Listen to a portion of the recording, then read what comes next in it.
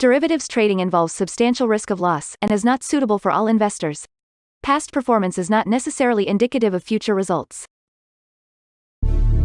So stressful when the world's on fire. Good God. I can't look at this, guys. Like, my strategy is you buy it and you hope that you got a good spot. Yeah, but we all think you're crazy. You don't fight this. No way. The markets are freaking out and you don't think that anything is wrong? Come back tomorrow and I'll lose it all. Should be fun. Good morning, everybody. Well, it's Friday. We got this big core PCE number today. Here's the thing. This is not a number that is typically like out of line. So everybody's talking it up, but this is usually not a mover. It's usually in line with expectations. But we'll see. We'll see. Maybe I'm wrong. Certainly worth noting, and keep staying on your toes today. And we've definitely had an interesting week, and then we get the Federal Reserve next week. It's gonna be crazy. So let's come over to the charts and just kind of check out what they did last night. So yeah, yesterday was like all over the place, man. Yeah, we're down and up and down and up, but then after the market close and in the overnight session, some selling here. Interest rates going up almost to 3.55. So we're up like 5 basis points. Also, little bit of steepening, just a little bit. Not really on the long end of the curve though. S&P 500 doing its thing again yesterday. It was like super, there was some points where things looked really, really bad. And then at the end of the day, there was just crazy buying into the end of the day. So I feel for you guys over there in the E-mini. It's got to be tough to trade, man. Whew. Okay, oil up this morning here. Gold and silver kind of down from earlier in the week, but within the range.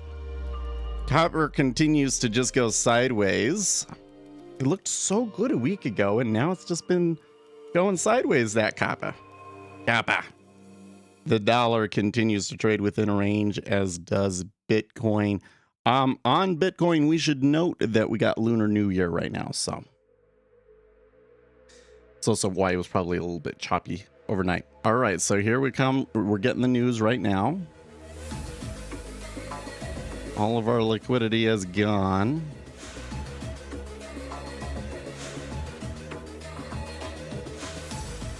Okay, personal income 0.2, consumer spending -0.2 versus -0.1. We're still waiting for the rest of the numbers here. Yeah.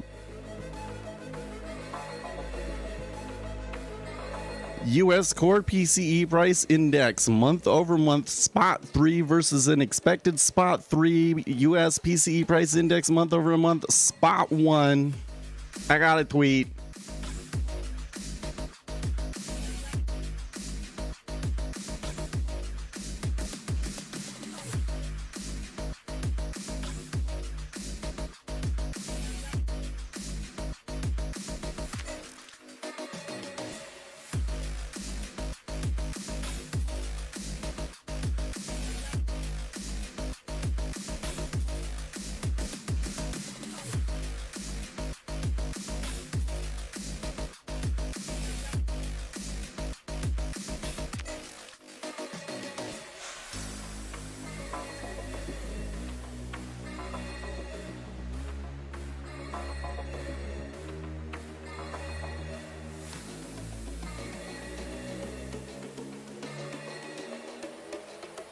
Tweeting about this now.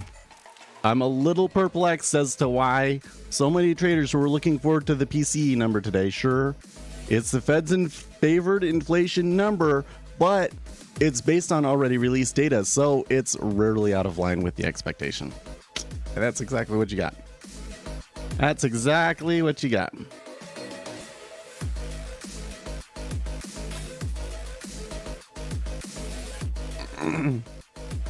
Well, so where does that leave us today? The dollar's going down.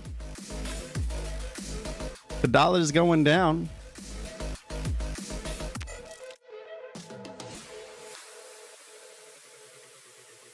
So again, PCE price index year over year, 5%. Consumer spending a little bit lower than expected at negative spot 2 versus expected spot 1. Personal income in line. U.S. real personal consumption month over month, negative spot 3 versus negative spot 1. That one is bad. That one is the most out of line and the biggest surprise in that bit. U.S. core PCE price index month over month spot 3 versus an expected spot 3. U.S. PCE price index month over month spot 1 versus 0. Maybe it was just the Axia guys. Well, listen, Axia, if you're listening, PCE is based on data that is already released. That's why the market typically doesn't pay too much attention to it. Or at least the traders don't pay too much attention to it because it contains information that we already know, and it is rarely, I don't think I've ever seen it more than 1/10 of a percentage point out of line, ever. This is not a number that provides surprises. So now you know. Now you know.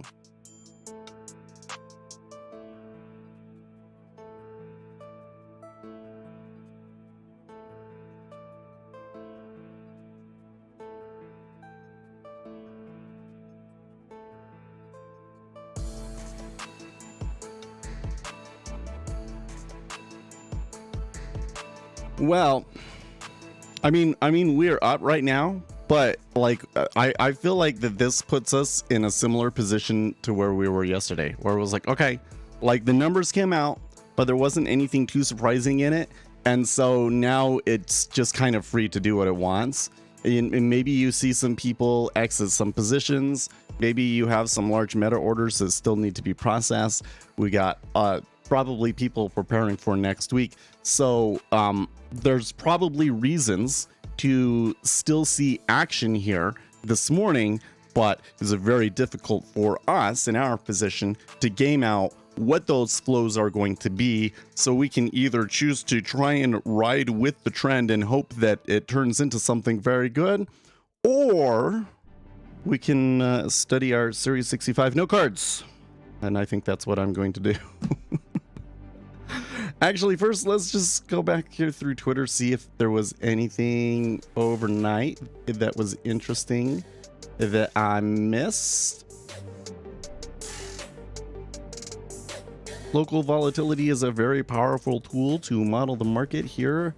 Vyacheslav Belayev demonstrates how to implement local volatility in order to calibrate interest model to all swaptations in a single month. Wow, that's like so many terms that I don't understand that just went over my head, but that was from Quant Minds. That sounds like something worth reading.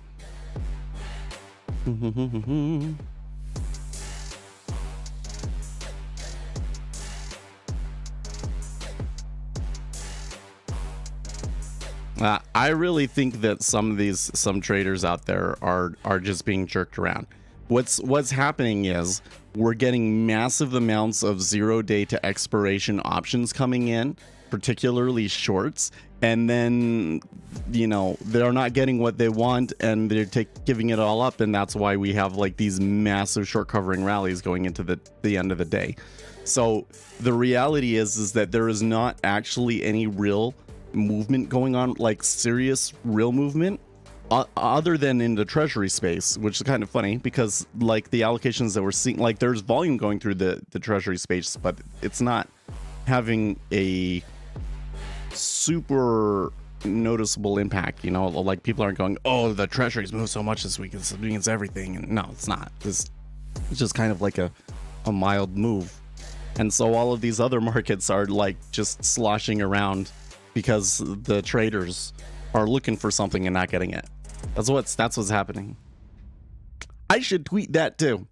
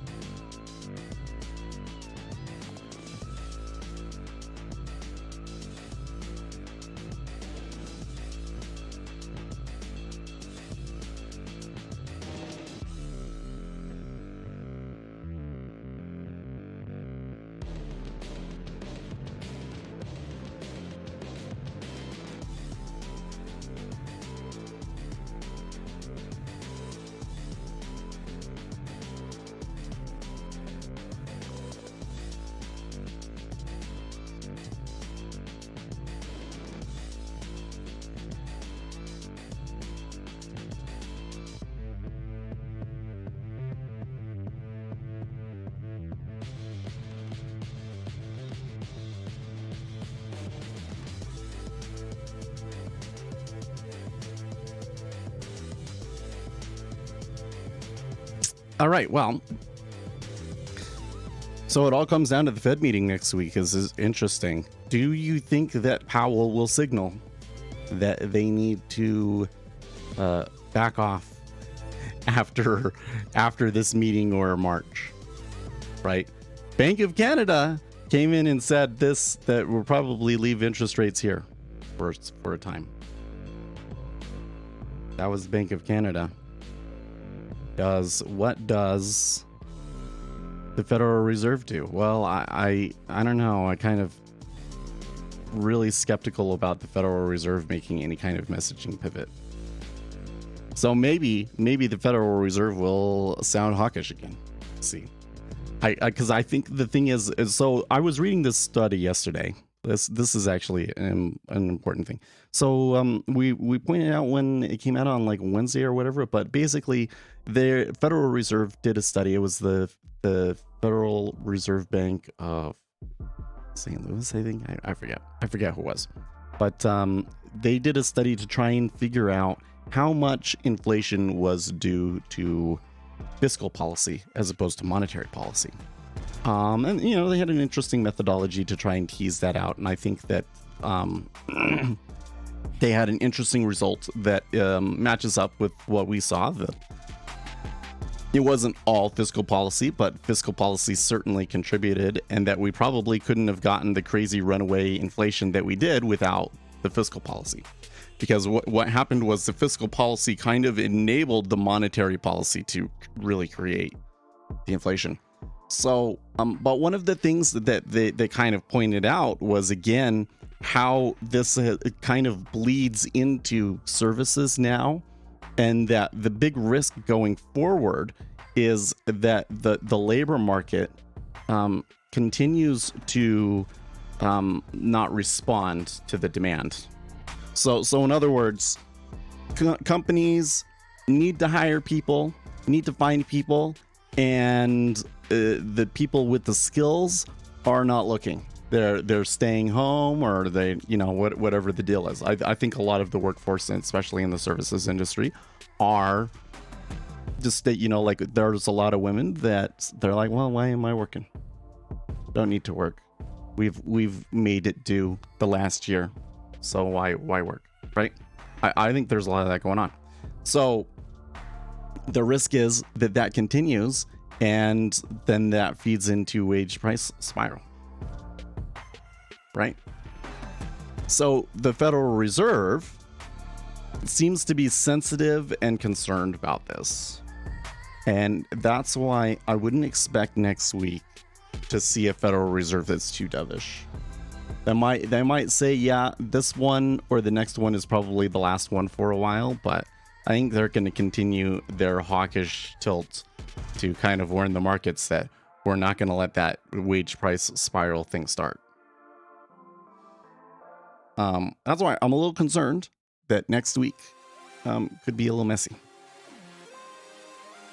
It's kind of what I'm concerned about. Well, we did decline a little bit, and so far the treasuries are on the up move, and we've had actually not a bad amount, about 7,000 contracts long. That's not bad. I mean, that was all it took to justify us getting in a trade yesterday. The difference today is that today is Friday, and Fridays always suck. Fridays always suck. Let's go through my note cards. Where does it get to the new ones?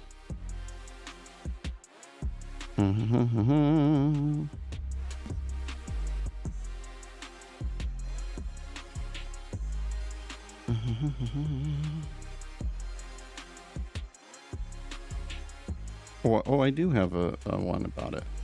How long must broker-dealers and investment advisors maintain books and records? Federal books and records. Well, I think it's 5 years for advisors and 3 years for broker-dealers. Yep, 3 years for broker-dealers, 5 years for investment advisors. It kind of sucks that investment advisors have to keep them longer, but yeah, whatever. Okay. Liquidation process in bankruptcy. Okay, so I am at the right spot in my cards. So I think it goes secured. What do we call them? Debtors or whatever. So secured would be like there was a specific asset used to secure the loan, like their building or whatever the deal is, right? So you go into a bankruptcy, those people that already had things put up for, if we don't pay, you get to have this. Those are the ones that are first, right? And then you get the unsecured ones. These would be like, what do they call them? Debentures? Yep, that's right, debentures. Then you get preferred shares, okay, because those are like mostly fixed income. And then you get the common stockholders. Common stockholders are last, and you know what that really means is that usually the retail trader gets stiffed. usually they run out of money before they get to common stockholders. Sorry. Okay, leading indicators. There are 10. I do not have this memorized, but here are the 10 leading indicators that I need to memorize. Average work week, initial unemployment claims, new orders for consumer goods and equipments, vendor performance, plant and equipment orders, building permits, interest rate spreads, stock rises, money supply or M2, and index of consumer expectations. Now there's supposed to be 10, but there's 11 in their list, so that's kind of weird. Average work week, initial. This is going to be hard to remember. I mean, I think I got the general gist of what are the leading indicators, but if I want to memorize that specific list. Okay, so I have this elbow, and I've always kind of had like a chip in the corner of it. And I think that like there's like a chunk of my elbow like floating around here or something. So it doesn't hurt a ton, but it does feel a little tender. And so it's like I can't rest my elbow on anything. It's driving me crazy. Maybe I need to get it looked at. It's been like this for years, but I kind of want to deal with it. Treasury is backing off a little bit now. It's like as soon as I said, I'm not interested, they're like, fine, then maybe we won't trend.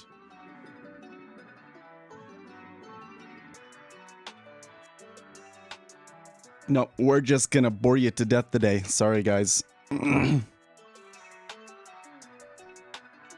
Okay, so average work week, initial unemployment claims, new orders, vendor performance, plant and equipment orders, building permits, interest rate spreads, building permits, interest rate spreads, stocks, M2, consumer expectations. The leading indicators. We'll come back to that one. Taxable equivalent yield. Well, what you do is you take the tax-free equivalent yield time divided by 100 minus the tax rate that you're talking about. When can an issuer use a summary prospectus? I forget. Oh, sales of investment company securities and variable contracts. Oh, so you can use like a summary prospectus for like a variable insurance, for instance. Summary prospectus. Investment company securities and variable contracts.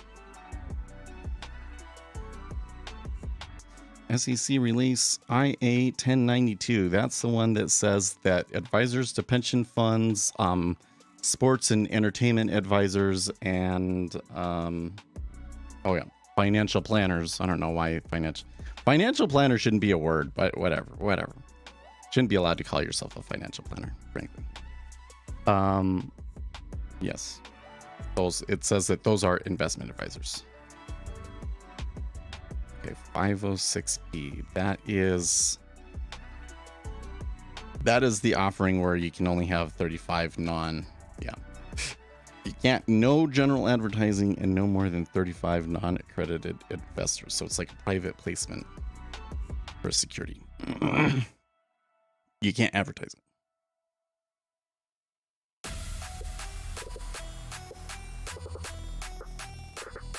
I know Uzi, I totally like ignored your comments, but Uzi was saying I got a tweet. I do, because my Twitter is like not popular at all. And how do you get popular on Twitter? Just tweet a ton and not shut up, right? So I don't feel like I have that much to say on Twitter usually, but if I do feel like I have something to say, I really do need to say something, you know? Can you tell? I just really don't like Twitter. Like that's here's the real story. Here's the real story. When Seth was young, Seth said, "Oh, this should be your thing. You should try and become popular on social media." And so I tried through Facebook. Was like, here's a chance to get all big on this thing and maybe make some money off of it in the future or something like that. I don't know what was it going to be. And then along came Twitter. And by the time Twitter had become popular and I had realized what it was, what was going on, it was way too late for me. So I was kind of like, I don't care. And not only that, but I just didn't like the community on Twitter. I could see what it was, and it was either like super liberal blowhards or famous people that overestimated their importance, and so I wasn't interested in Twitter, right? And but then there was another network called Pounce, so I did a lot with Pounce, and I did a lot with like other networks, and I tried putting stuff on YouTube. That was kind of interesting, but again, I kind of was like, whatever.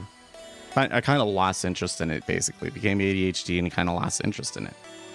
And then it wasn't until later that the YouTube channel became a thing, kind of through accident. And so then it was like, well, you need a Twitter and you need to make your Twitter bigger because that's one of the best places to find an audience and to teach people these things. And I just continue to have a hard time building the Twitter up because I don't tweet that much, and even if I tweeted a lot, I don't know if it would do it too much.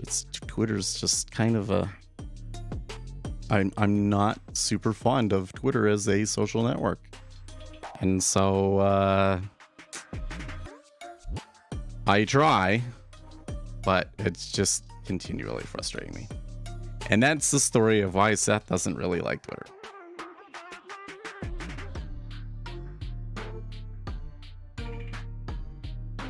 Soul Trader, that hanging man looks bad on SPY.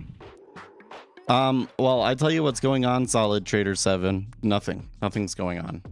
This is a market where all of the retail traders are getting themselves all excited and worked up for something, and then nothing happens. And then you just get a bunch of nonsense volatility because traders are going to trade. That's what's going on. And I don't see anything in this chart that it looks like noise to me. I mean, I think that all of the charts are noise, but this is a particularly noisy chart, right? That's a chart that says nothing's going on. Looking good today. Well, I shaved last night. Is that what you're saying? Shaved last night. I was like, I don't want to, because I usually shower after working out. I was like, oh, I better shave now. That way I don't have to worry about it Friday, Saturday. Not that I'm going to make a video this weekend. I'm going to study this weekend. And then maybe the weekend after that, we can make a video or something. And what's the video? The video that we want to make next, I think, is why you suck at day trading, right? I think so. I am kind of leaning towards pushing that video back, though. Oh, Sugar, first morning, welcome to the stream.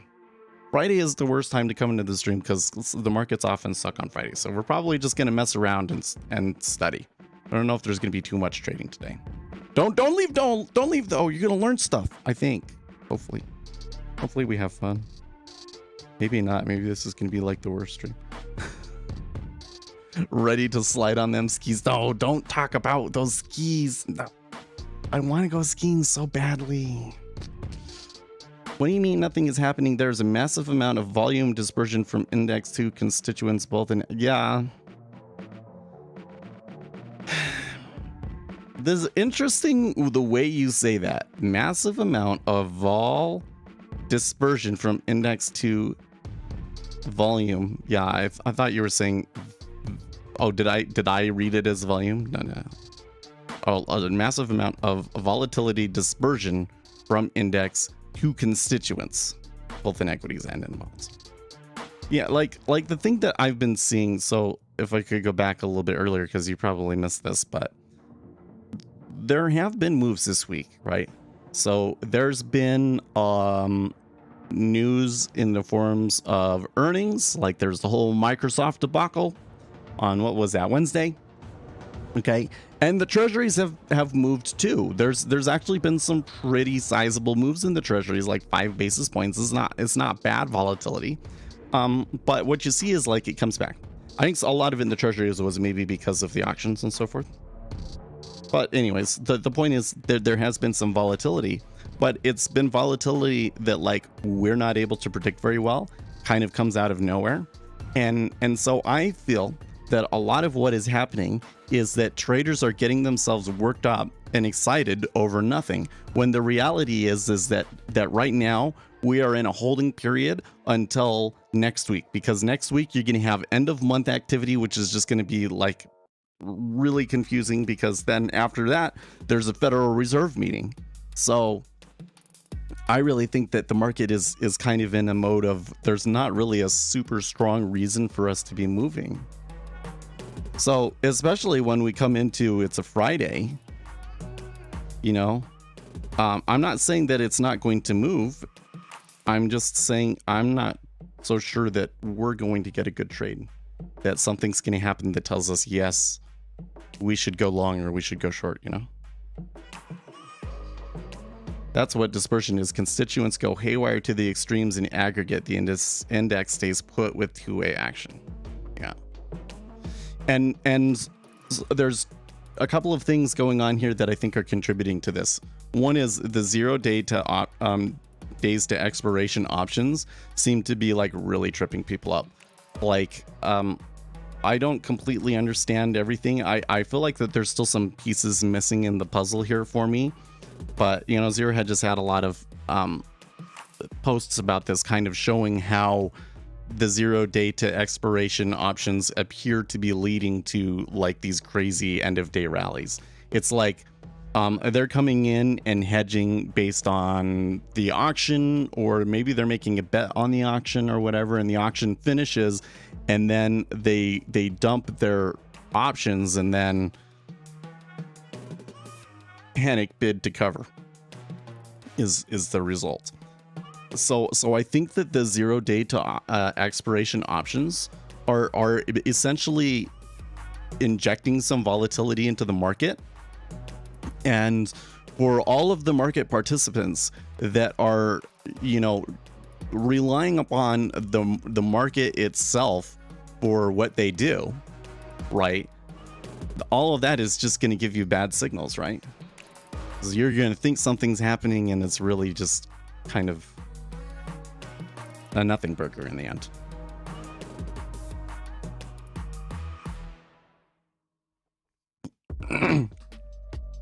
Another thing that I think is going on today is I had a large number, frankly, of traders on Twitter, I think especially the Axia guys, that were all saying, keep an eye on that core PCE number. There's some big numbers on Friday. No.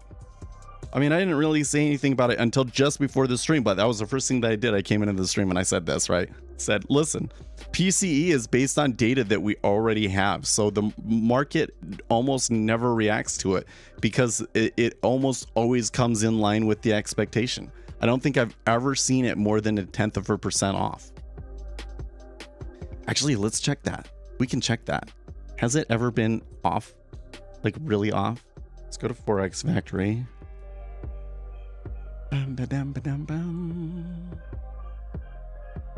for PCE price index month over month, and here's the graph. Yep. Okay, so there was some months at the beginning of 2021 that were off by 2 percentage points. And but overall, like, look, it's almost always a 1/10 of a percentage point, if not right on. PCE going back through the whole history. Why? Because it's based on it's things like, you know, how much does this good cost and this good cost, right? So we already had that information earlier in the month, and they're just compiling it together, and that's why nobody cares about it. So I don't know, because I was actually seeing some pretty smart people talking about this, but you know, I guess they're not treasury experts, so it wouldn't. I guess it's not that surprising that a bunch of people, you know, were kind of laser focused on it when there was really no reason to do it.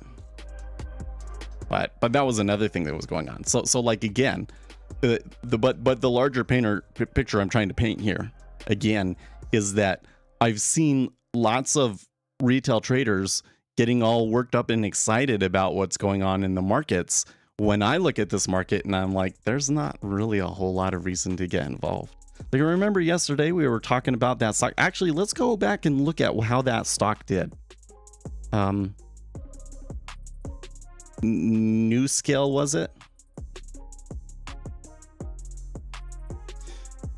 So after going through all of that and everything, now I kind of remember what the deal was, is that I was really wanted to be invested in TerraPower, and I had done all of the research about them, and of course they're a private company, and I was not really aware of New Scale or watching them, because I was like, well, they're not, you know, the leader is TerraPower.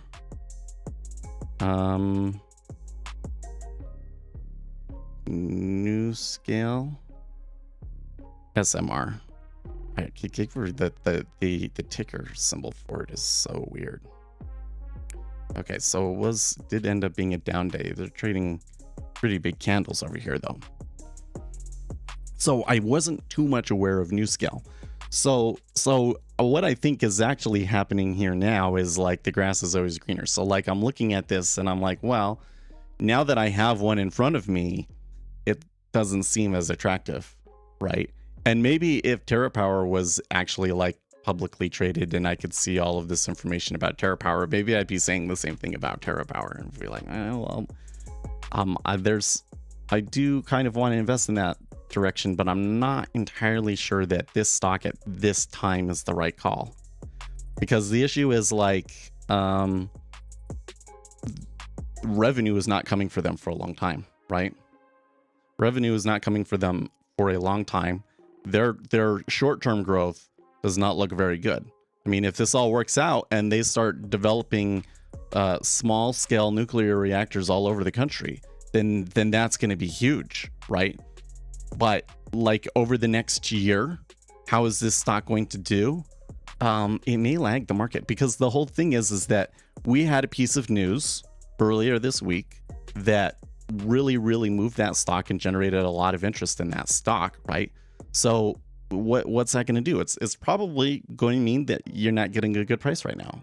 So I think that it makes sense to wait, because I don't think that there's unlikely that too much else interesting happens with it. Oh, I really hope that something interesting doesn't happen with it and we miss the opportunity. But I think that given that we had a big headline just this week, probably better opportunities to buy it later on, right? And so why did I get into that? Because I was kind of getting excited. I was like, oh, maybe here's the reason to buy it. But when you really sit back and think about the bigger picture, right now is really not the best tactical location to get involved in a stock or in a trade, because you got a Fed meeting next week. Maybe those guys are trading Tesla options plenty of oh man, it's let me pull up Tesla, man. The rally in Tesla was nuts. So oh man, and they're up this morning too. Jeez. They were, which day was it? One of these days they rallied 10%. Tesla is really interesting to me here. Not really interesting to me here like I want to buy it. Okay, but the interesting thing to me is that Tesla was insanely overbought. Let's see if we go back. So at the beginning of 2022, when Tesla was like at $400, we said this is insanely overbought. In fact, I believe I profited or on a sim trade off of this decline right here. I guess you should have kept it, right? But big kind of revival in April. Okay, so why is Tesla overvalued? Because it's the most popular stock. Elon Musk is really good at generating the interest. He was the richest man, and so you're getting all the headlines. Everybody's hearing the word Tesla, Tesla, Tesla all the time. And that means more people are going to invest in it just because the name is more familiar to people, right? So Tesla is going to be overvalued. So now we've come back almost 75%. Okay, so now that Tesla has come back 75%, is it fairly valued now? You know, because you would expect to see in the bull market Tesla to go further than it should, go higher than it should, right? And generally speaking, in a bear market, things would go lower than they should. But the problem with Tesla is that Tesla's valuation has been so high that even now with a 70% decline, it may still be overvalued. And how do you value this stock? It's kind of a difficult thing because it's kind of a unique stock. All I know is that no matter how you valued it, it was not worth it at the beginning of 2022, 2021. So I want to keep an eye on this one. I think we might learn some valuable lessons in the long run from watching Tesla. Is this going to be the one that 10 years from now we'll talk about, oh yeah, it's kind of like some of those tech companies from 2001 that just kind of got hammered and then they never came anywhere even close to their all-time highs again? Yeah. Is Tesla going to be the cautionary tale that we tell the next generation of investors? Because I kind of think that it might be. Most options after PCE numbers move as volatility expands a bit, not as much, and inline CPI. Yep, inline CPI, or not CPI, it's PCE, inline PCE. Oh, I don't know. I don't know what you're talking about, Nasdaq. You're saying what you're saying is confusing. I want to buy some uranium. Yeah. So let me come back here. Uranium. So URA, I think, is the most popular one. So in 2021 and 2022, there was like an insane run in uranium. So going back to April of 2020, we'll just put it there. Like, look, they went from $6 to $30. That's a 5xer, man. So that's good. And the war in Ukraine kind of makes it worse. That's why you start to see a little bit here. And then I forget what the headline was here. I think there was a headline associated with this increase in August of 2021. Oh, no, wait. 2022 was when we had the invasion. So that would have been around here. Yeah. So I don't know what was in September. It's another one of those is, okay, so I think that uranium long-term might be a good play. Might be an okay play. So I think there's two problems that I have with me investing in this one. Three problems. Well, number one is that I already probably have too many stocks, and I probably need to limit the number that I have right now based on the amount of time that I have. But number two is, do I want to be in uranium versus the individual companies, right? So for instance, if NuScale's small nuclear reactors ends up being a thing, and I believe that they do run on uranium, that probably would increase the demand for uranium. So it probably would be a good buy in uranium based on micro nuclear reactors, mini nuclear reactors, right? But it's probably not going to make as much money as NuScale, right? Probably. And so then you have to come back and you have to ask yourself again, is now from a tactical perspective. So if I'm just trying to be, average in, this is one of the ones that I want to be in, I'm going to contribute money every month or whatever the deal is, then go for it, right? But I want to practice actively managing, doing tactically managing money now. I want to limit the number of transactions that I make, but especially when I purchase, I want to try and get a good price when I purchase. Are you actually getting a good price for uranium right now? I'm not so sure. Because again, I think that the trade for nuclear, this has got to be a trade that you got to be in for like 10 to 30 years before you're really, really going to see the gains from it. When you see the gains from it, it's going to be insane, right? Something that alone could make almost all of the ones that I try and get into are like that, though. Because the way that I do it is but all of my investment money has index investing, Berkshire Hathaway.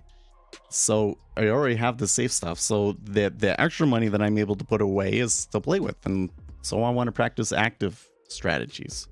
I don't want to make the mistake of like having too much churn. So I'm really, really hesitant to like liquidate positions and things like that. But I think that we do need to work on a framework to do that as well. Right. So from a tactical positioning perspective, is a uranium ETF the best buy right now? Not so sure. But I mean, I'm seeing this across the market, FCX is another one. So I could see in the near future there being a lot of demand for copper. I think that we may have already missed the boat to some extent, because like back here in October, it was really good. But I don't know, there could be more in that one. Just buy gold door bars and bury them. No. What is the fun in that, man?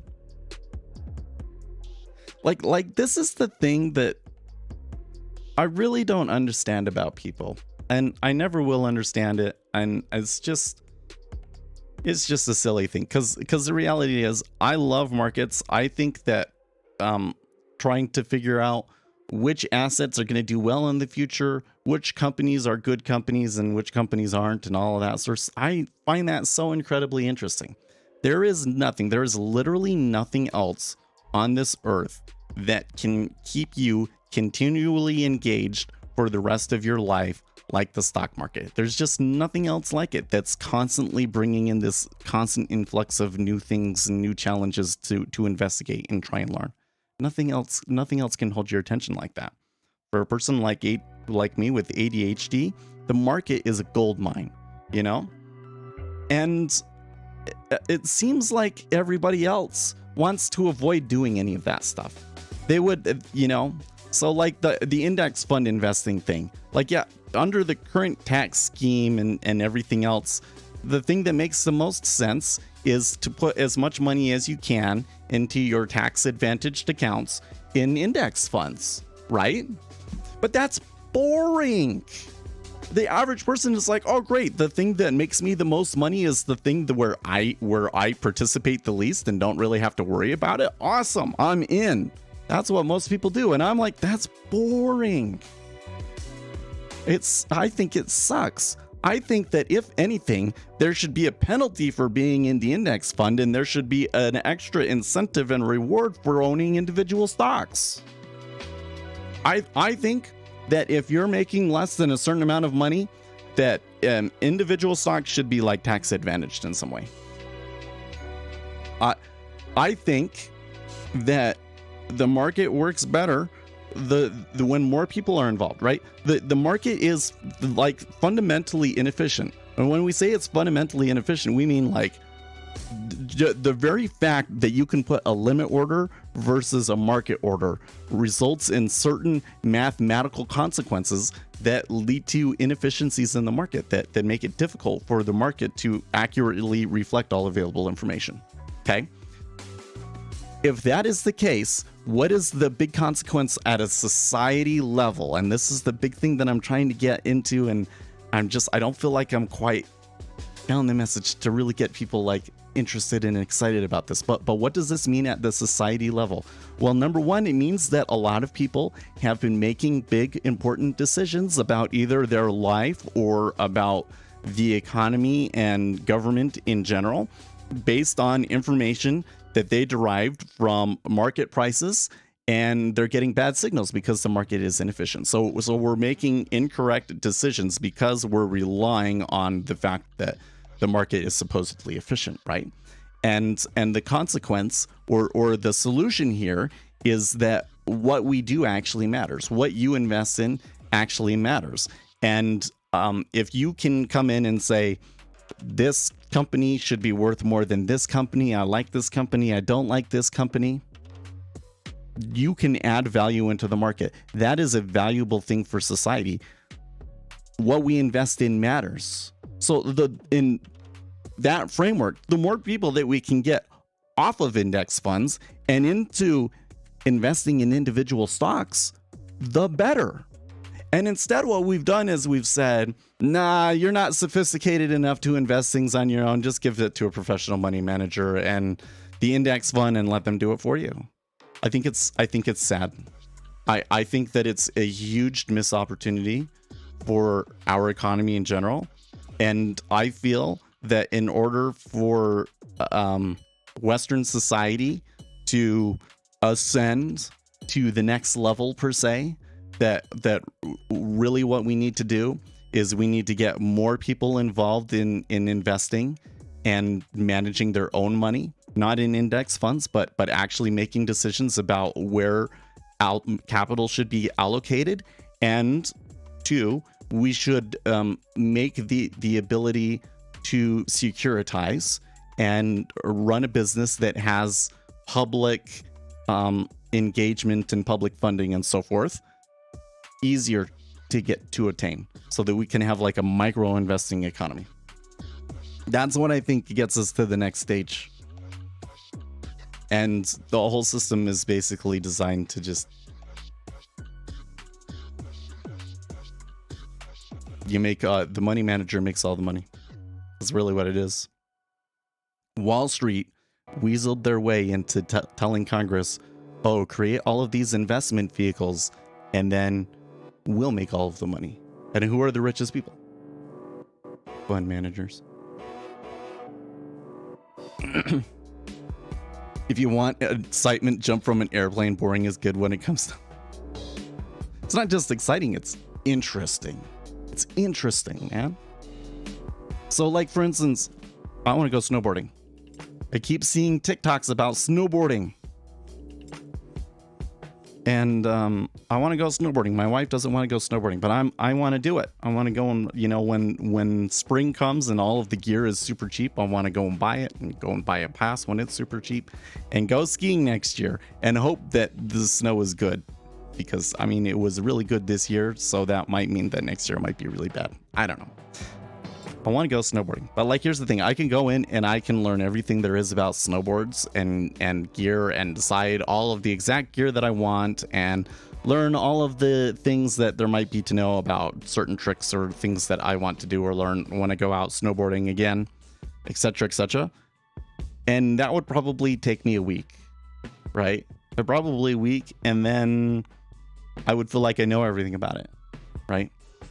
The market, just going from a scholarly perspective, I could go and, would study all day, every day. I'd have books and I could find stuff about the markets to study all day, really, that's out there. And then on top of that, there's all of the current event stuff and like the actual investing part, like which stocks are actually going on. And there's news every day. There's nothing as interesting and as engaging as the market. See, older generations understood this, right? When your grandpa came home from work and he wanted to sit and relax and do something, what did he do? He sat in the chair and he read the Wall Street Journal. or read the newspaper. But I mean, that's what men used to enjoy doing, was reading and reading about business and what was going on in the world. Just kind of funny because they probably didn't have, you know, them being informed about the world probably didn't have as much opportunity to have impact as it does for us. And now for us, it's like the new generations, they don't give a shit about that stuff.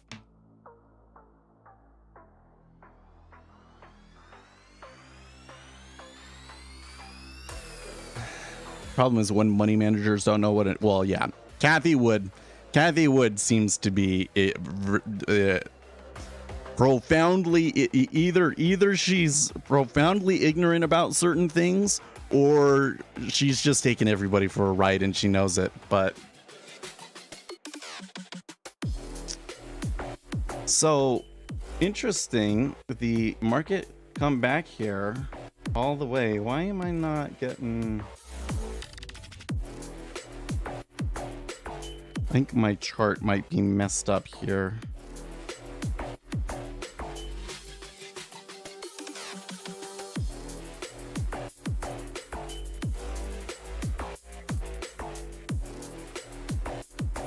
For some reason, my chart data in the treasury seems to have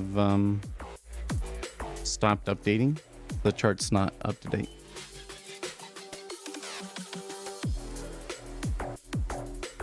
Question, leave out all these things that go on a tangent. What was the biggest structural change in the treasury? Oh man, I feel like I'm being tested. You're asking me a question that's like on the very edge of my understanding and expertise. but we can give a shot at it. So what are some things that happened in the treasury market this week? Well, so for starters, let's just remember there was a bunch of auctions, right? So there was a bunch of money came into the market, right? The other big one that's kind of coming up and is related right now, and that Akshay was telling us about earlier, is that the coupon payments is coming up, right? So depending on which expiration or month the security that you're trading on is, you know, that may already be in play, where, you know, you want to start pricing things for that coupon payment to have come through, right? So that's the other big thing that's coming through.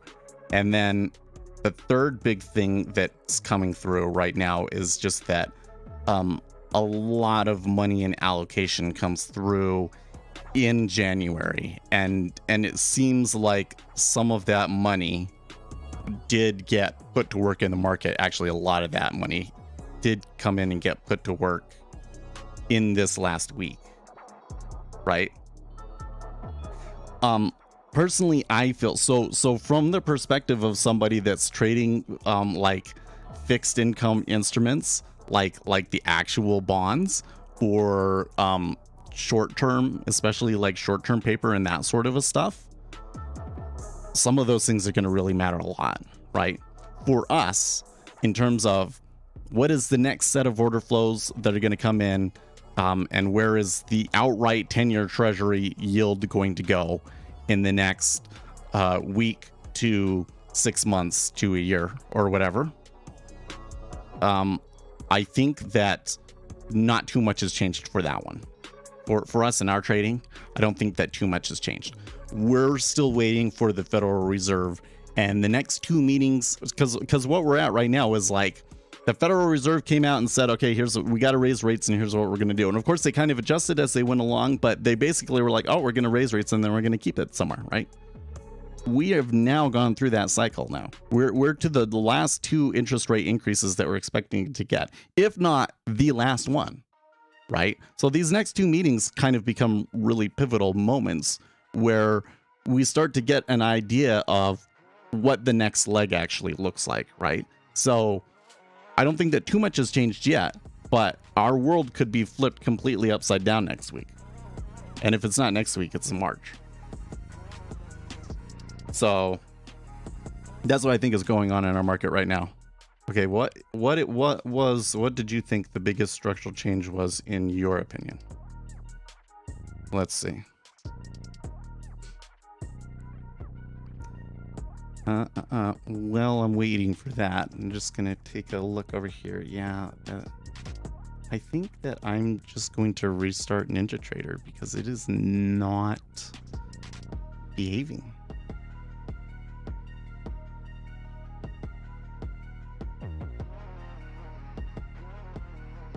And we got our thing over here in ES, but now that we kind of have some data points from yesterday, it's, you know, you're not going to see anything too interesting until it opens up.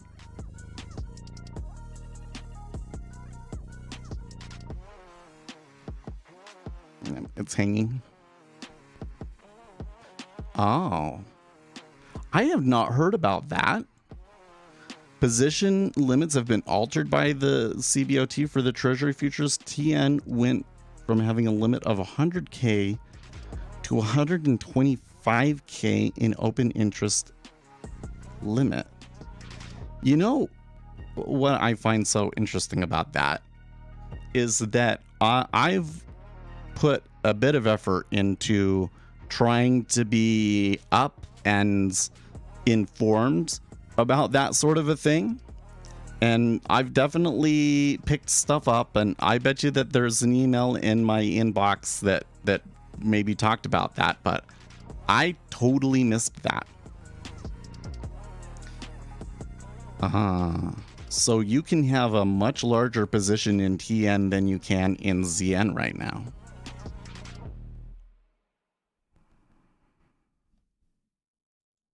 So are you suggesting that it's maybe that there's maybe some strong reasons to switch instruments?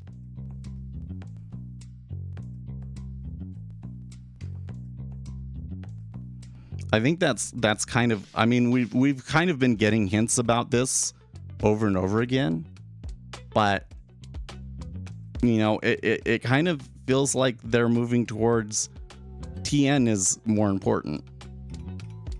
Yeah, you have been telling me to follow TN for like months. I mean, we haven't like explicitly said.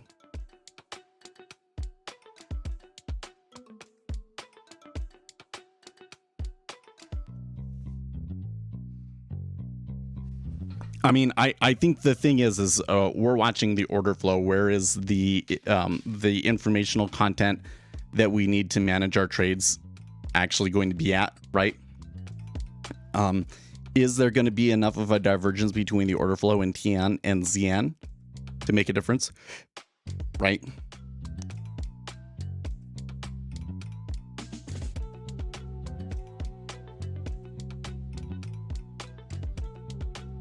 My take, CB will become a backwater over time and go down in total open interest.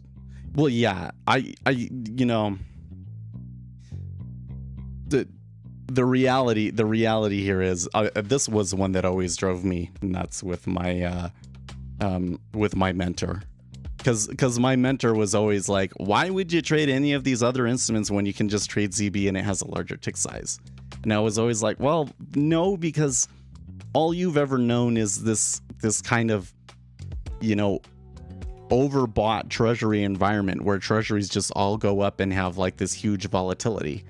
And that's not always going to be the case. There's going to be a time where inflation is an issue and interest rates are rising and spreads change. And so there's going to be reasons to want to get involved on the short end of the curve as opposed to the long end of the curve. And so the popularity that ZB was experiencing prior to like 2017 is probably not going to last forever, right? But he just didn't understand it. He didn't believe it. But yeah, ZN is getting its basket cut with December contract. Yeah. So if I come over here though, now that NinjaTrader is reloaded and it looks like the data is all in here and is all good now. If we come over here to open up a new DOM, and let's see if it will show me TN. Ultra 10-year note March.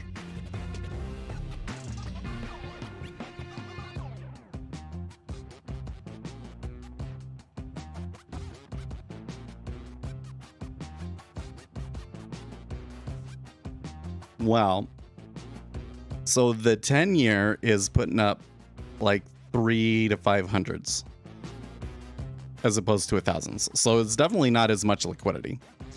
I'll leave that open for a second. Let's come over to the CME website.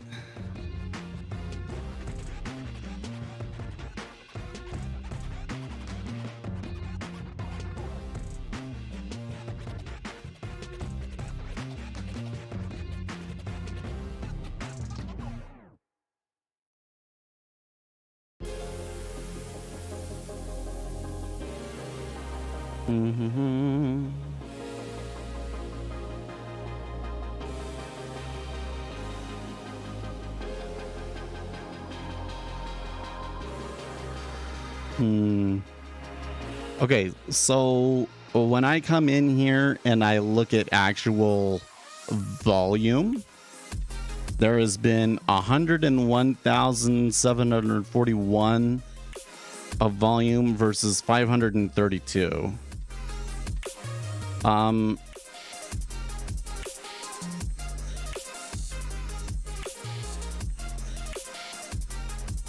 Are the margin requirements for TN different? I think they might be. Specs.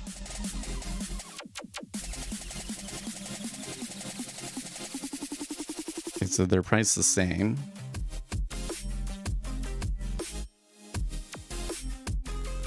They could increase TWE's limits, but volume is still, yeah.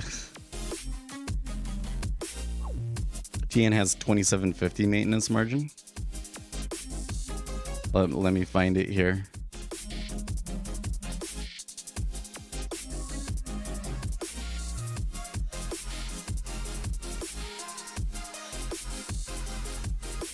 Yep, 2750. And the 10-year is 1950. So let's just do a quick calculation here.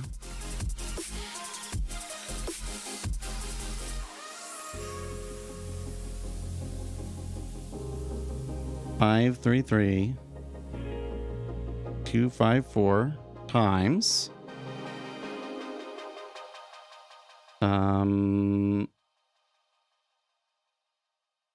1950 equals, so there's about $1 billion of worth of margin going through a day versus TN 102,908 times 2750.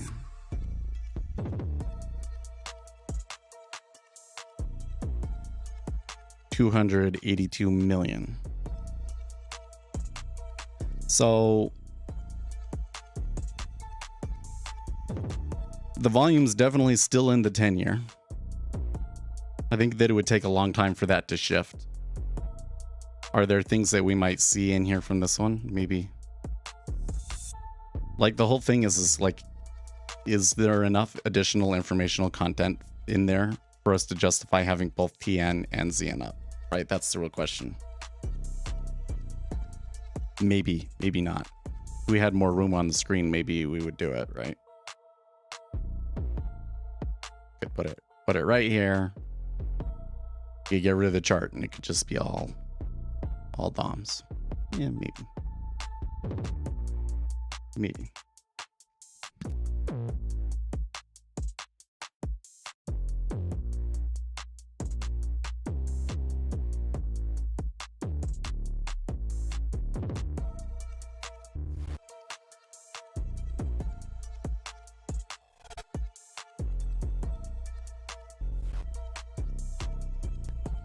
Well, I tell you what, this decline in the treasury It's like we've seen all week, right? It sure looks like a strong downtrend, and like, man, you really want to get in it. ZT is more important. That's probably true.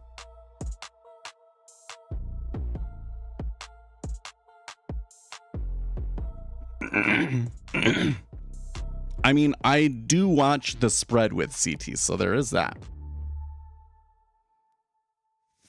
They have 5 times more money arbing at a 9 times larger basket. Okay.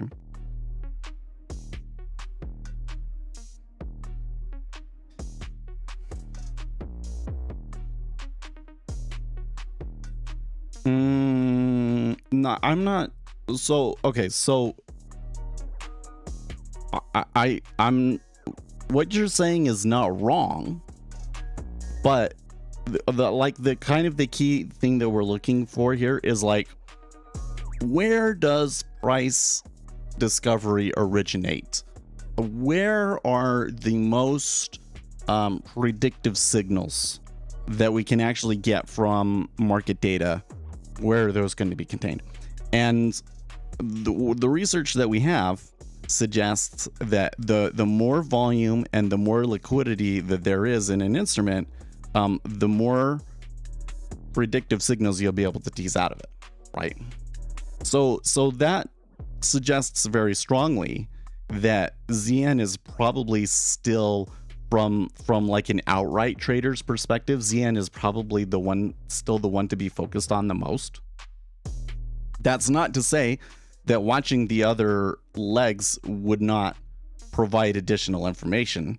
It's just diminishing returns, right?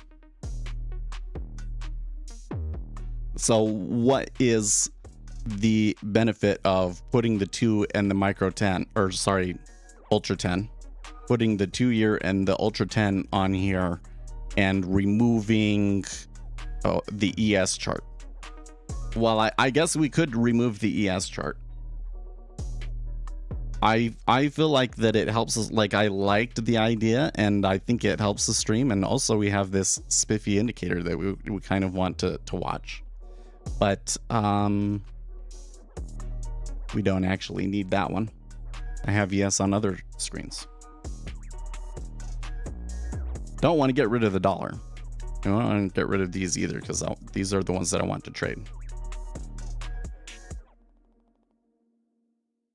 I do realize that the ZN trades at the 7-year yield point.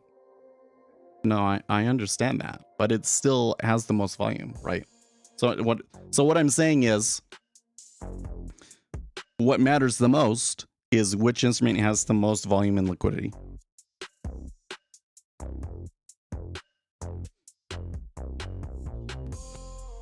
No, the dollar's very, very important to have up there.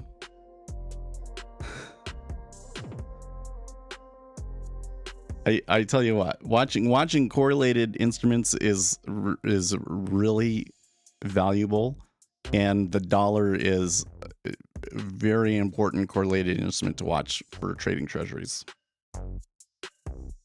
But we could get rid of ES, because remember, I have 2 ES charts over here, so like I don't actually need 3 ES charts. The only reason I have this chart over here is so that when a newbie comes on the stream, they'll see S&P 500 and see something that they'll recognize.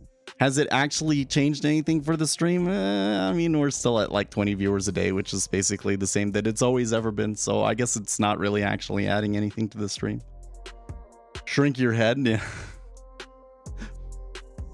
Yeah. The funny thing is that the only reason my head is as big as it is because, you know, I have the screen like divided in half and everything. The euro dollar complex has the most volume, so why not have that up, even though it doesn't have any information for the 10? Well, yeah, that's probably why, right? I don't. Well, I've even kind of had problems when I try and look at the euro dollar.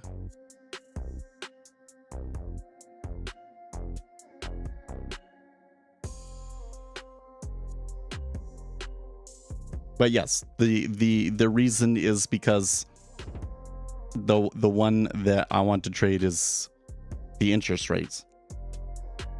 So question number 1 is which of the interest rates do you trade, and number 2 is where does price discovery originate? And right now, the answer is still for both is ZN.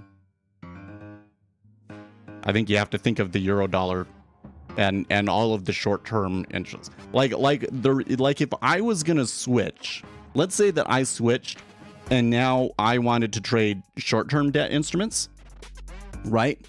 I would probably have a completely different set of things up. Like I would probably still want to have at least a chart of the 10-year treasury up and everything, but there's a ton of related instruments to the SOFRs and everything that you would want to have up, right?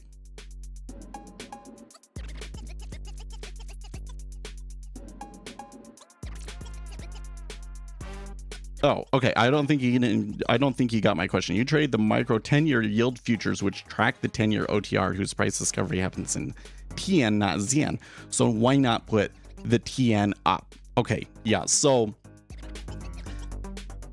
if I was able to sort out a method of calculating based on what TN was doing, what the correct on the run yield should be, right? Then that would be very different, right? I really have tried, and I've even found some methods of kind of going about this that are pretty good, but not a method that is more accurate than the spreads that are already on the micros. So in general, whenever I do this exercise, I come out with this it's accurate to within a basis point. So I would need something further to be able to come in here and say, for instance, in the 5-year, this spread is, this is what it actually should be. And if I was going to put a bid out there, this is the price that I'd want to do it at, right? So I would really like to do that, right? But it doesn't. So instead, what do I do? Instead, what I do is I watch the main treasuries, the big three that I'm familiar with, and I try and have predictors of order flow. And then if I'm seeing that predicted order flow start to come in and it's across the board, then I want to get involved. And then I take the trade in the micro 10-year, right? So the main gist of that is that I'm saying that I don't have a sophisticated enough framework here to we're having the exact 10-year over here and then saying this did this, so my micro should be doing this. Not sophisticated enough for that yet. There's got to be some further model, because clearly somebody's doing it here in the micro 10. Somebody's saying, okay, well, I can say that within 2 ticks that I'm willing to put liquidity up, right? So how are they figuring that? I don't know.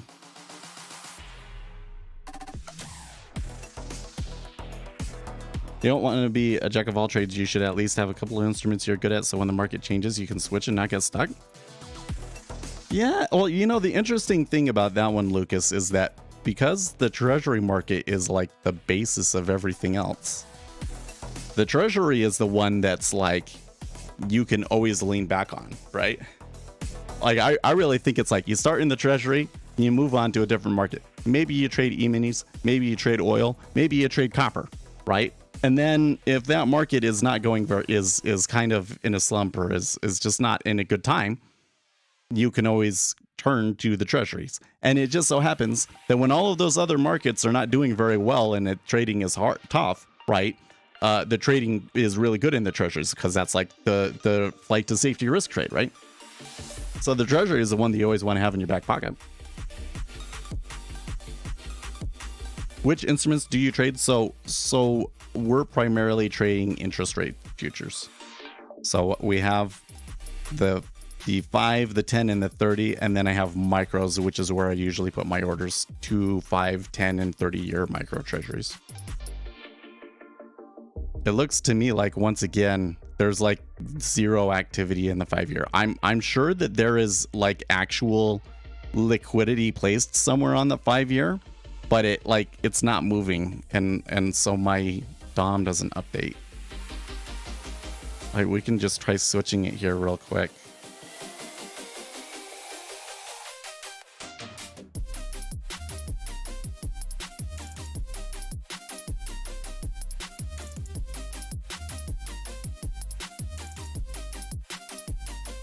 You're a crude oil guy? Oh, good. The oil market terrifies me, but it's definitely a place where a retail trader can try and find edge if they can afford the swings and everything.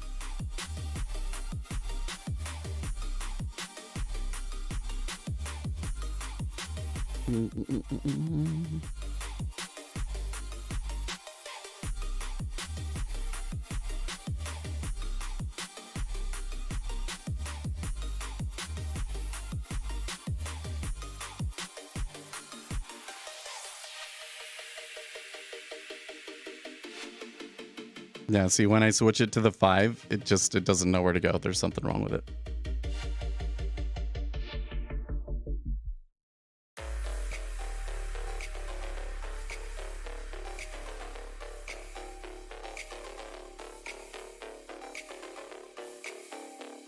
Oh, came here after watching your video on Earn to Trade founder getting. That's funny.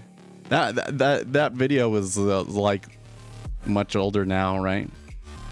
But for a long time, that was one of the most popular videos on the channel. I'd highly recommend watching my more recent videos about order flow, particularly the one about why prices BS, inelastic markets hypothesis video. That's the one that's like the piece of information you can get on my channel that you're not going to find anywhere else on YouTube. That is like real game-changing information, can really shift your approach to trading. So if you haven't watched that, I highly recommend you watch that.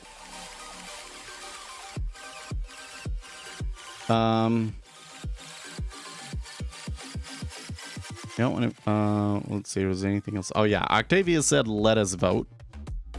Well, we don't necessarily have to vote, right? We can just try putting it up for now.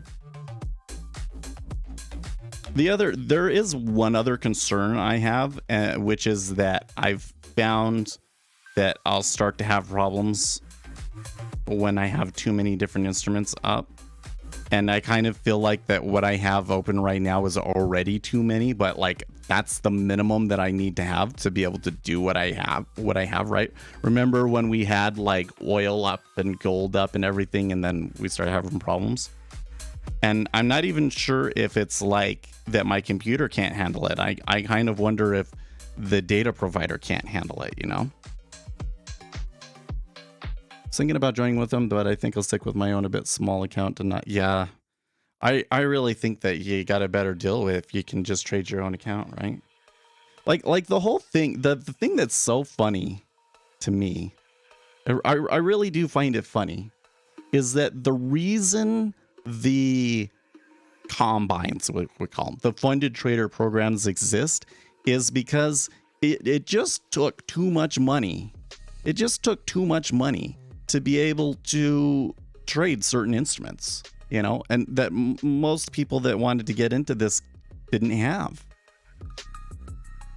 And so the combines provided a way for you to be able to come in and, you know, if you're only able to put $150 a month into it, then you can do it and you can still trade, right?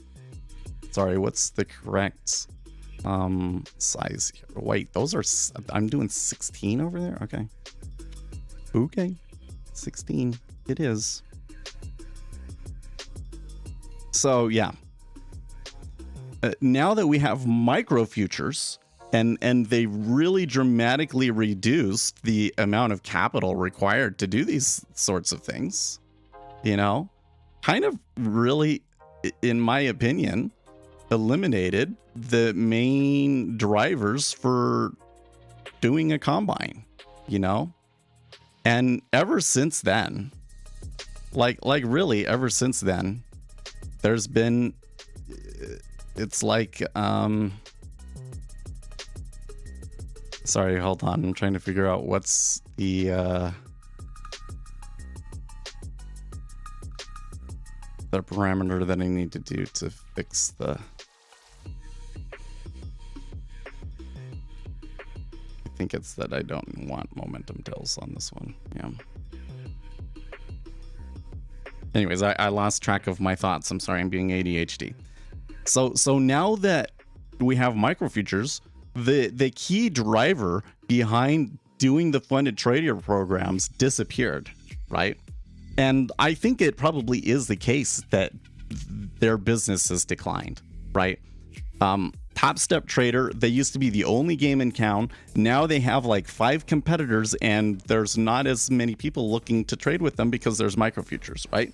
But the funny thing is that the enticing people with, you know, you'll be able to trade with our money and you'll be able to trade with more, is still really enticing to people. So, you know, it's still around. But I just think it's really funny that, like, the whole reason that the combines exist doesn't really matter anymore. You know? I will repeat it yourself again in 6 months when Zien gets his back. So, do you think that they want to get rid of Zien or something? I really do wonder why they're doing the shift. Okay, so my first thing is, well, actually, it looks like we're probably okay. It looks like if I just kind of consolidate it to that we're probably fine. The problem is going to be in the 2-year.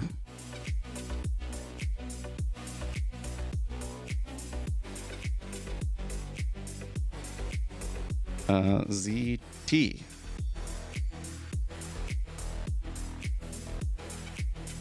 I haven't opened up ZT in a long time. Last time that I did it, it was like messed up.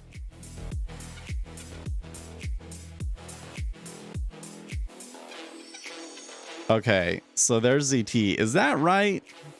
That's not right. That can't be right. There's only 1,000 contracts on the inside in ZT now. I remember coming in and looking at ZT, and it was like the queues were like tens of thousands. Yeah.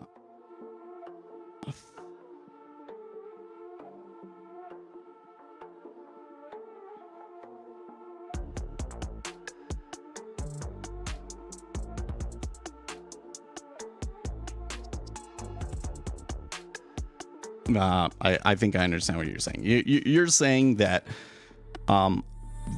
having a future that is really a pure 10-year is, you know, there is just more interest in the exact 10-year side of the curve. And so people are shifting from, oh, well, it is 7, so let's get 10. A big MBO in ZT is 1,500 now. And is the tick size correct here? That it goes 26. Let's see here. 0, 1, 2, 3, 4, 5, 6, 7, 0.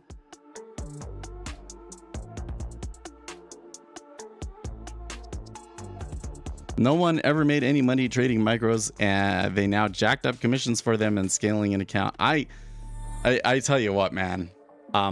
I mean, you might be right that nobody ever made any money trading micros. I mean, the issue is that if you're small enough to trade, the issue is not the commissions. So this is our first thing. The issue in the micros is not the commission, it's the data costs. The amount of money that you make on the micros, relatively speaking, compared to the data costs. If you're small enough that it really makes sense for you to trade micros, the amount of money that you're going to make, you're going to lose like half, if not all of it, from the data fees, right? So the data fee is the thing that's killing you. The like the 6 cents or whatever that they added on there. I mean, like, it's one tick, guys, right? The commissions is not what's making you unprofitable. It really is not. Okay. The reality is that if you're unprofitable in the micro treasury yield futures, you probably would be unprofitable on the main future as well. Assuming that we're not considering the data fees.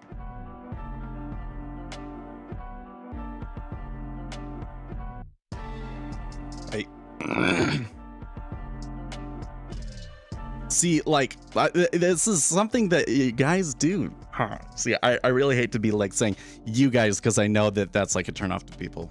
And even kind of probably coming in saying, thinking about those things might be a turnoff to people too. But I digress. Retail traders do this, and it drives me bonkers. Is we get so hung up about what is the tick size of this and what is the commission of this and yada yada yada. And like, guys, those are things that matter when you're already making a ton. Okay? If you're coming in and you're like a professional, for instance, the commission that you get matters. And then you go and you buy a seat. Right? But as things stand right now, it's the 6 cents that you get is not the difference between you're making money or you're not making money. The difference between you're making money or you're not making money is, do you actually have an edge? Do you actually have a consistent edge? And, you know, for most of us, if we're trading discretionary and we're trading based on asymmetrical information, you know, whether or not we have an edge or not changes from day to day, really, depending on how informed we are about what's going on in the market at that particular time. Okay? That's what's going to be the difference between you made money or you didn't make money, right? So if you really have a super strong edge, you should be able to go into any of these instruments and, you know, build up enough and then graduate to the larger instrument. The reality of it is that most people don't, because the amount of edge that they have isn't strong enough. And I feel very strongly that you're better off with the tiny size here in the micros and the tiny amount of risk that you're taking on, and just learning from doing that. Because, you know, if you don't have a super strong edge, like, do that there and build your edge in a place that's safe and is less stress, you know?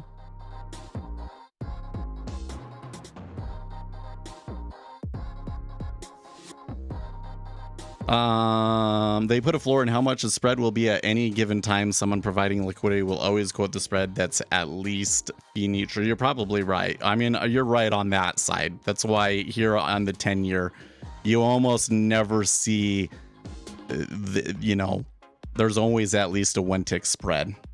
Unless like a lot of retail traders are involved and they really want to sit on the inside. Yeah. But like again, like 1 tick is like, you can't make 1 tick, you know, extra on your trades. You know, like 1 tick is not enough that it's the need to make 1 tick more to pay for the trade is not going to be the difference between you're making money or you're losing money. It's just not. When you're trading lots of size, now all of a sudden it comes into, I mean, you're already making some money, but all of the commissions add up to thousands of dollars, and then like it really matters. Nah, not in this instrument. This one, in this instrument, if 1 tick was the difference between getting filled or not, you probably weren't going to get filled anyways.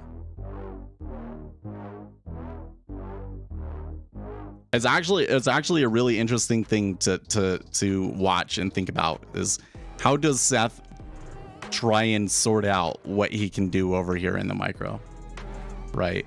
Because watching what the spread is and, you know, how that affects what I can do is a huge factor in how I have to trade that usually you don't have to worry about, right? But you learn a lot from it.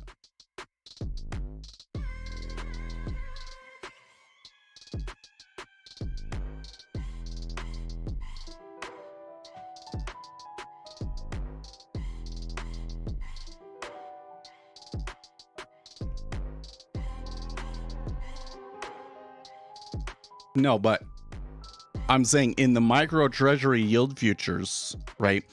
So in the micro treasuries, the issue that you're going to see is that there's just not a steady stream of volume. There is enough volume, at least in the 10-year here, to do what you need to do and to trade it and everything like that.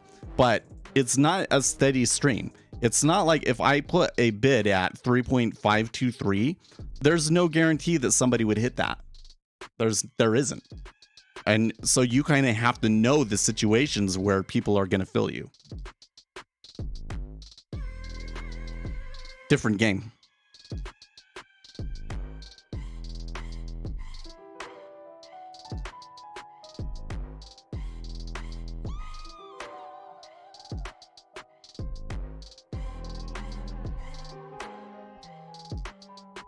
What's your edge then if you can't get filled? Well, I'm not saying that you can't get filled all the time. I'm saying if it was at this exact moment. Now look at what just happened there. Was there a big move in the treasury? No, there wasn't. For some reason, the spread just increased, right? Oh, there is news in a minute. Okay, hold on. Oh yeah, we got University of Michigan expectations. That's a leading indicator. That's going to be really important, right?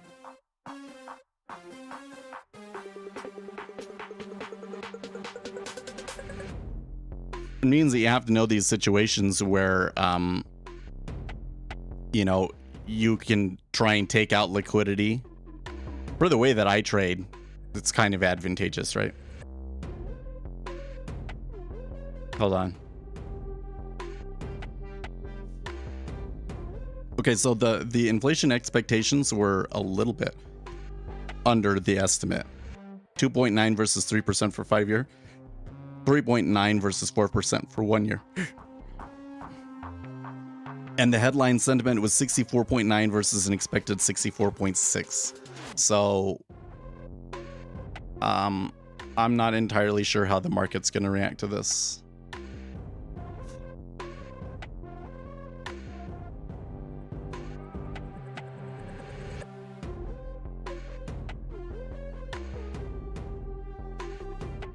So why not just trade around the Broker Tech Index update observation window of 15 minutes 4 times? I mean, that's not a bad idea. Hold on a second.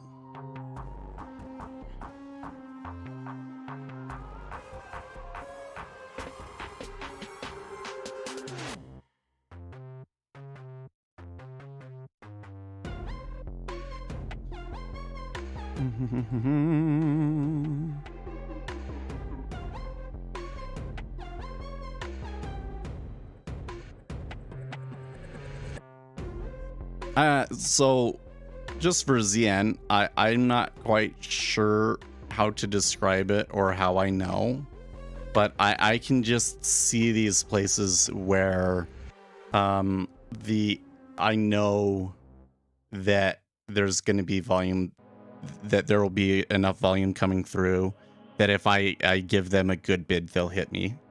You notice that I don't have, very rarely do I sit there like waiting forever for a fill or anything. Like I kind of know when they're hitting it, right? And a lot of it does have to do with being willing to kind of go against the grain somewhat, you know? Like if I really wanted to buy right now, I bet you I might be able to put on the queue here and buy. Although with the spread being relatively small right now, why not just buy 3.524? So you notice that what I do most of the time is I look for a situation where that offer looks a little vulnerable. And I'm hoping that if I hit that offer with a market order, that they're not going to put any more liquidity in there. And that if anything, maybe the next offer after that pulls and we tick up or something like that. And so that's why I'm always looking at my entry and judging my entry to say, okay, when I hit it that time, did I catch the edge, essentially, right? Because here there's the amount of activity is low enough, you can catch the edge, essentially. And so what I would prefer is I take the trade, and my price is bid immediately. That's what I'm going for. So you're using a market order with the way that the micro treasury kind of works and the liquidity that's in it right now, it's actually a little advantageous to the way that I want to trade, right? Because the way that I want to trade is I'm informed and I think I know something that the liquidity providers don't. So what do I want to do? I want to hit into the liquidity, take some liquidity out, and try and coerce, well, not coerce, but, you know, kind of coax the liquidity into pulling, right?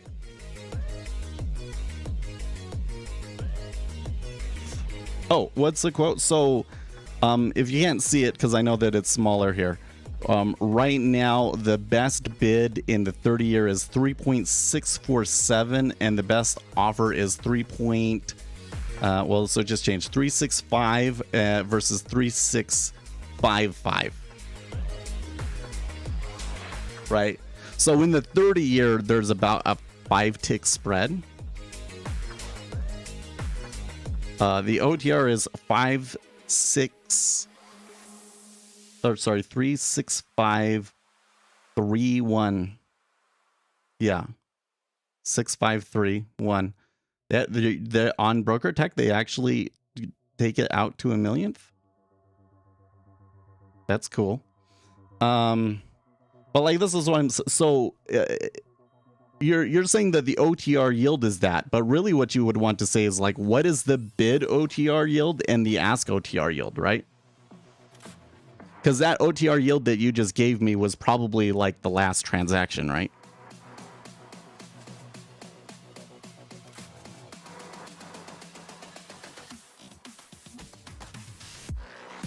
Yeah, mid price. But if we want to do market making, I think it would make more sense. Yeah, there you go. Okay, so they're doing 6529 to 6532.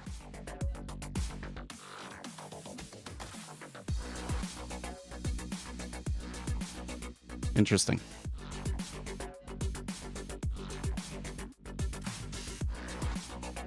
It's a lot. That's a lot closer than it was on TradeWeb. That's what's interesting about it. Now the issue is that there is a basis, right? So now you have to come in and say, well, actually, they should be pretty close right now. They should be pretty close right now, and that's why they're close, because we're like at the end of the month, right? So you'd have to go and look. Okay, with 3 more business days left in the month, what is the yeah, Broker Tech has a lot of the fun is totally true. I went and I looked and I did a lot of research. I literally contacted like 4 different brokers asking if they provided Broker Tech data, and none of them did. I literally don't know how to get it. So then we found the I forget the icon thing, and that had TradeWeb data, and so we did that with TradeWeb. So even though Broker Tech is a little bit more accurate, we have the other issues still. No, they say that, but they don't actually. That's the first one I talked to. So like CQG has up on their page that they get the Broker Tech data and everything, but when I contacted their salespeople, they didn't. It was like that page was like old and defunct. They didn't actually have it. You say you have it from CQG? Maybe the person that I talked to didn't know what they're talking about. But I'm also not going to pay $460 a month. Though it might be, I think I did talk to your broker though. I think I did talk to your broker.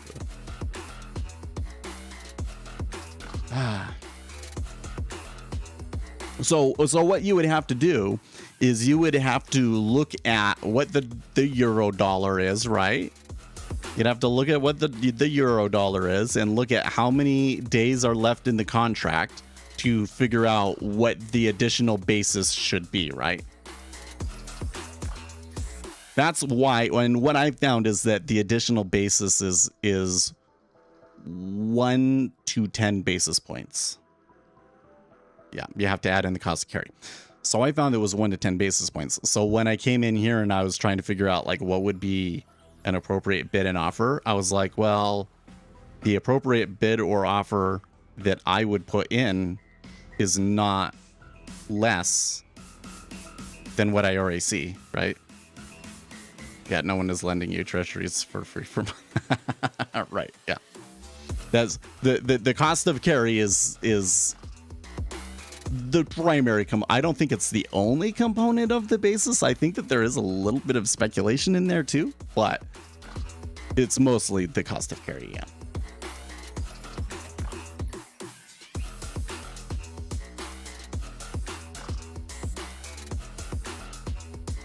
And then you also have to just figure how much volume is actually going through. Like in the 30-year, like it's only been three contracts the whole session.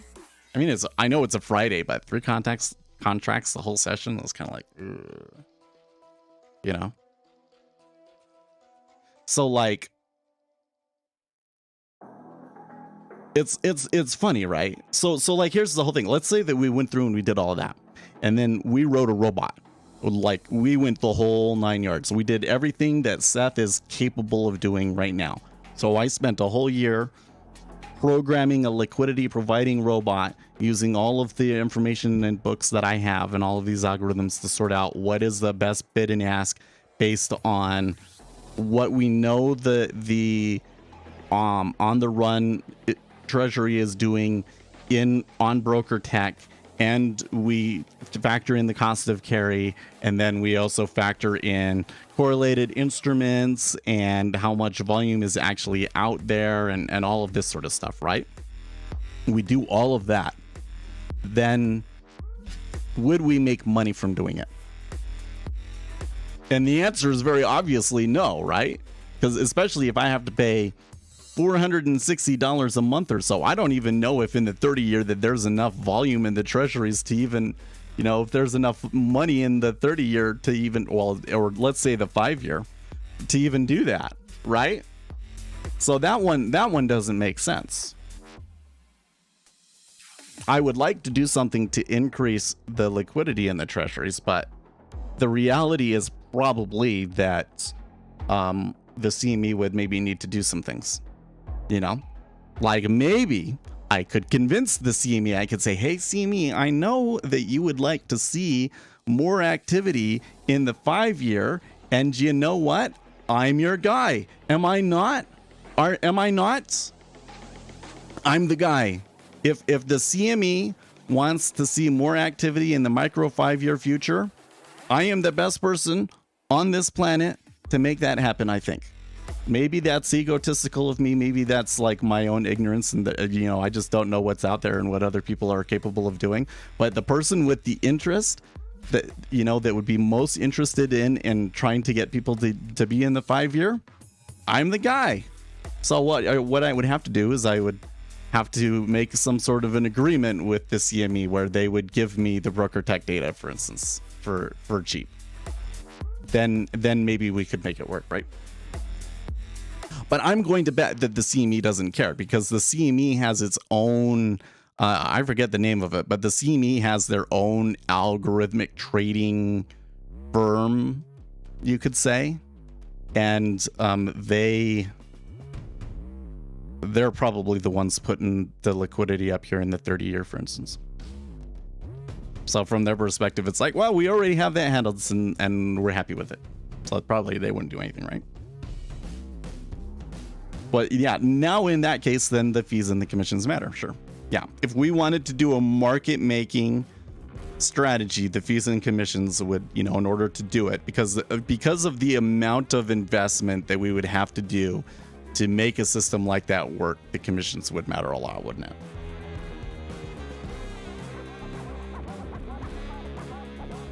But we can't do that. So then what are we left with? And so then it comes to, all right, well, but what we can do is we can try and predict future orders. And we can watch the treasuries and predict the future orders over here, and then just, eyeball it that it's going to go the opposite way. Works well enough. I have had success with it. Again, the data fees has the account like down, but like before the data fees, we were making money, so it's not bad. And certainly we could size up. I'm still a little bit hesitant to size up. I still see some issues in my trading that we want to sort out before I really like go balls to the wall. Okay. But there's one other thing though that I think that we can do. There's one other thing that I think that we can do though, guys. The one other thing that I think that we can do is trade the spreads. The whole thing that's fun, that's cool and unique about this is that these trade the actual on the run yields rather than prices. So you don't have to sort out the differences between them and find ratios and all of that stuff. You can just do one contract here and one contract here. So all I have to do is say, is the spread going to steepen or fall? Flatten, steepen or flatten, rise or fall. That's all I got to do. And then, why not the 2 and 10? It seems like that there are people doing that, right? And the problem is, I just haven't been able to find enough information to give me a good strategy on here's when you should go for a steepener and here's when you should go for a flattener on an intraday basis, right? Surely somebody out there is doing it at some bank and has been doing spreads for years and years and years and could give us some pointers on it. It kind of, I could constantly feel like that Akshay like knows some stuff like this and is holding back on us, but from the things that he's told us before, he doesn't exactly know, right? But the spread could be another place where we could have a significant edge, right? Because what we could do is we could trade this spread and leave it open all month, right?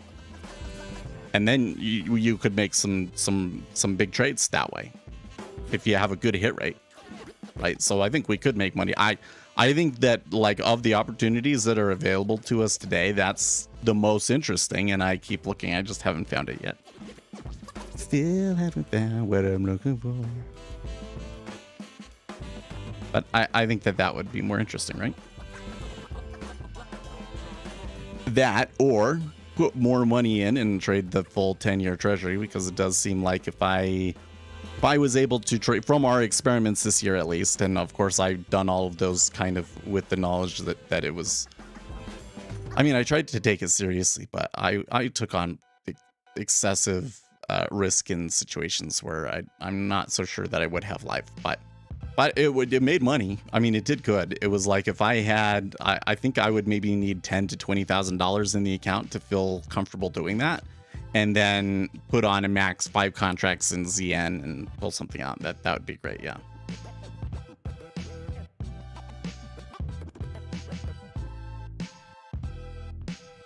Intraday, I only trade on the margins. That too speculative. No, I'm not even talking about. I'm not even talking about intraday. I'm talking about like after the Federal Reserve meeting on Wednesday, we take a spread trade and then hold it all month. That's kind of the trade that I'm more interested in. I suppose the trade is probably put a flattener on, right? I guess that the trade is Jeez. It would be sell the 10 and buy the 2.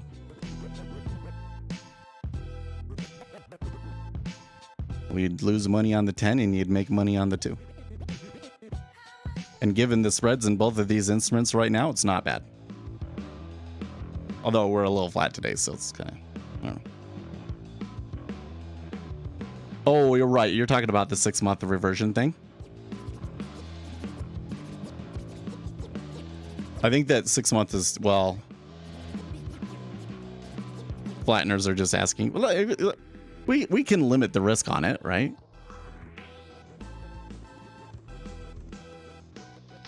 In fact, I did a little bit of work on this. I don't think that I saved any of it, so I would have to do it again. But I think historically, the worst that you would get like on an intraday move is like $50. So we could pull that.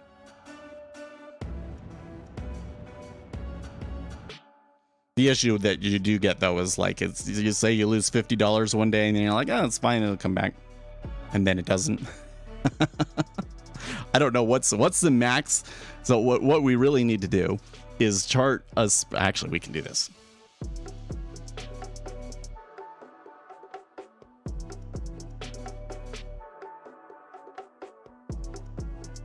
Hopefully we can do this.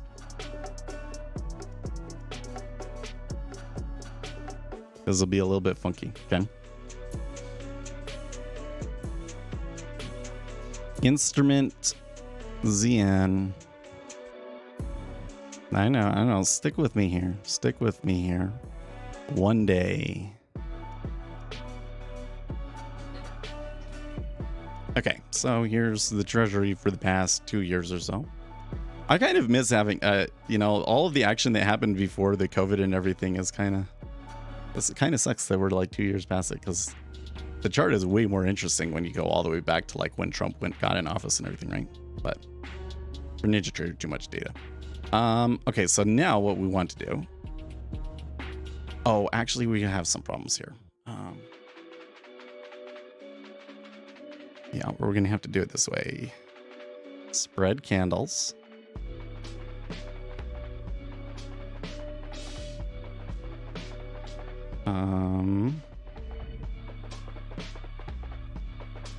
Hold on a second.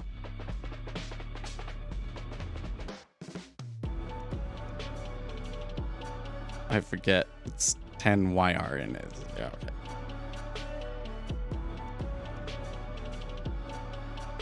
It might be easier to just do it on the 10-year. Sure, I'll do it on the 10-year.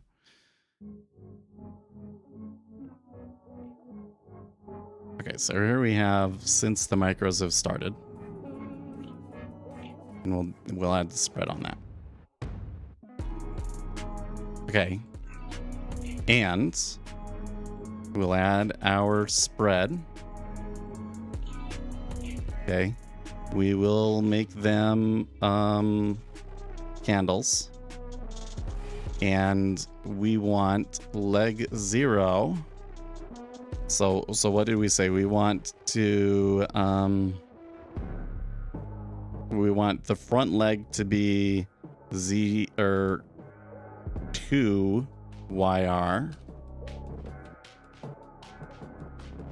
and we want the back leg to be 10 YR -1.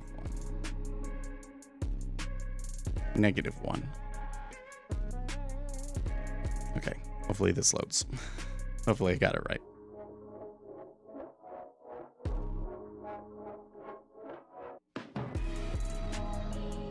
There we go. Hey.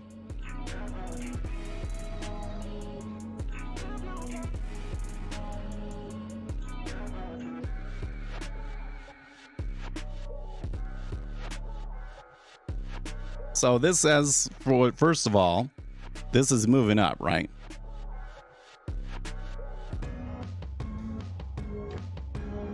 So now what I can do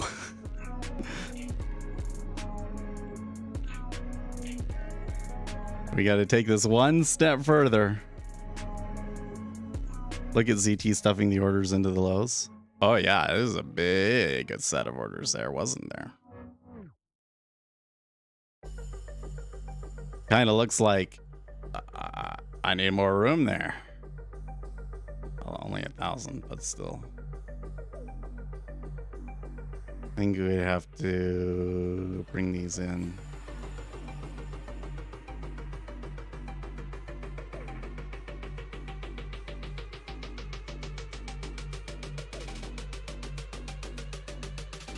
Oops.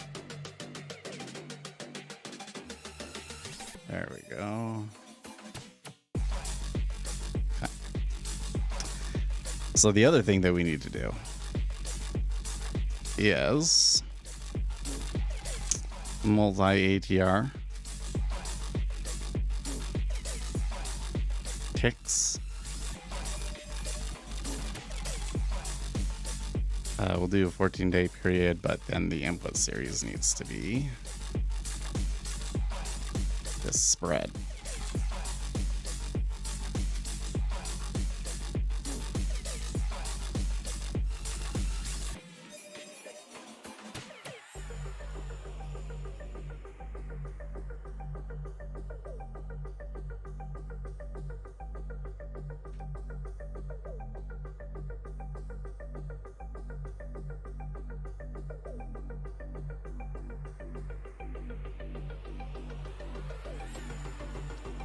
This might do something weird. Let's see.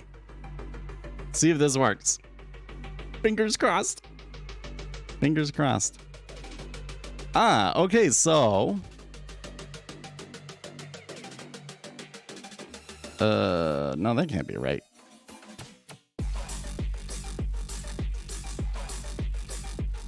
Yeah, that can't be right. This is not actually doing it on the spread. That's unfortunate. So we just have to do it by hand. 403 514. So it looks like you could make or lose $100 on the biggest changes in the spread in the past 2 years. You could make or lose $100. It's not bad, right? You could make or lose more from the outrights, though.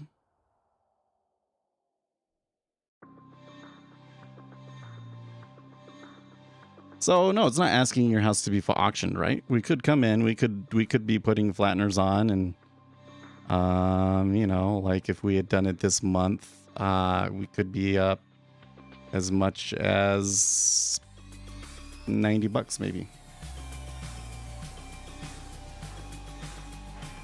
Yeah. Well, 100 ticks on the spread, but yeah.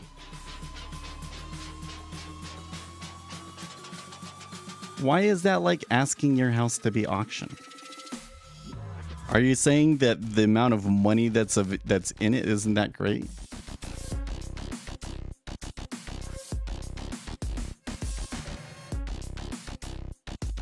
It's not a whole percentage point, right? It's 1/10 of a percentage point.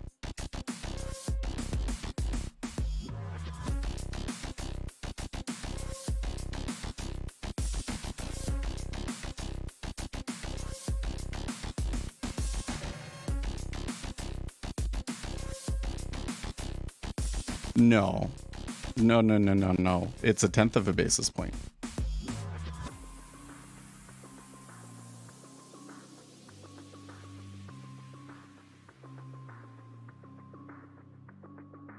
See? 3.540. So yeah, this is 1/10 of a basis point. 1/10 of a basis point is $1. So if we move 200 ticks, that's, you know, so like right here on the outrights, when it says 300, that means that, you know, that's ticks. So, or I have this set up to be for ticks. So one tick is $1. That would be $300 that one day. And we did make money on that day, I think. I think we made like $50 to $70 that day. But like didn't even catch half of it, right? It's crazy. It's crazy. But the gist of what I was getting at was like, you know, the micros are small enough that you can swing trade them essentially. So, you know, if you had a reason to swing trade the spreads,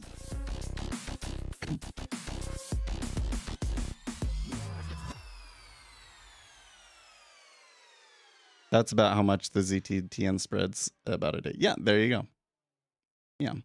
So it should be pretty equal to what the 2 10-year spread is, except for like a tenth of it, right?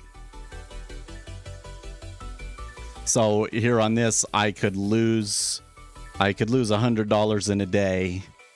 If I was using full size contracts, I could make or lose 1,000 in a day, right?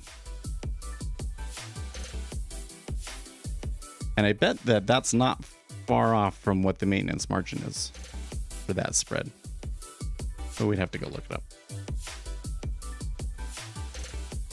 So it would allow you to put on a spread like that, but with a tenth of the size.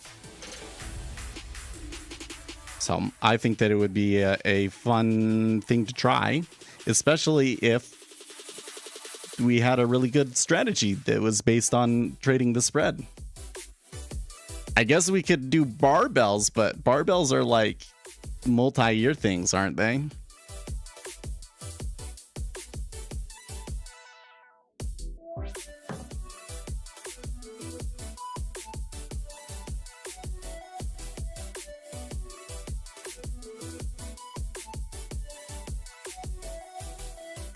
$330, really? So what am I missing then?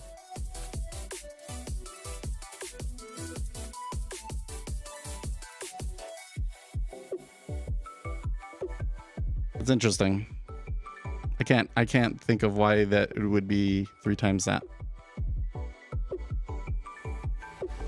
Other than that 3337 is a cool number. I'm gonna close this window now.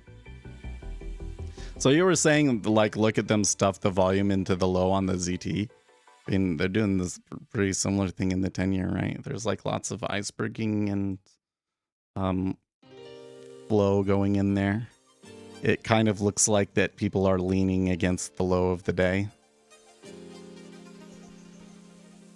Which could be interesting if something happened, like the dollar moved and they pushed through here. There could be some stops, right?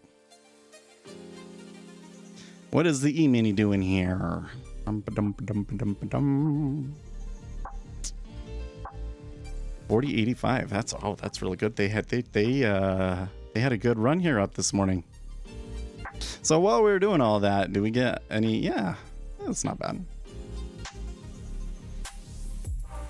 Oh, now that's super interesting, actually. So look at our colors.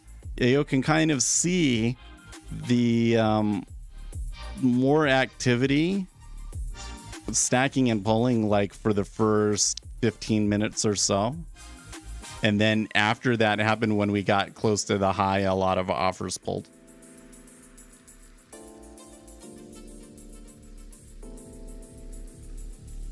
Oh, I didn't say nothing was going to happen. I said I don't think that we're going to get a trade, right?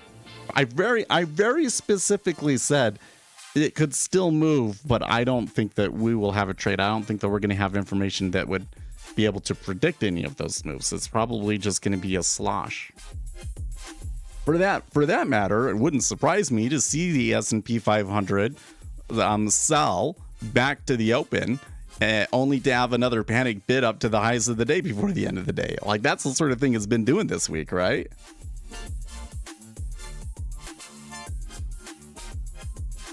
I'm still a little weirded out by that TOX overnight margin is 3337.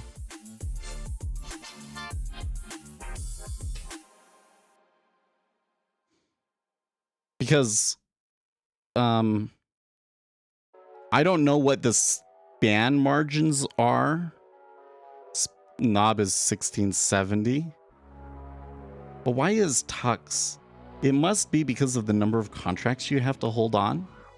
Because that kind of suggests that there's an arbitrage opportunity there, right?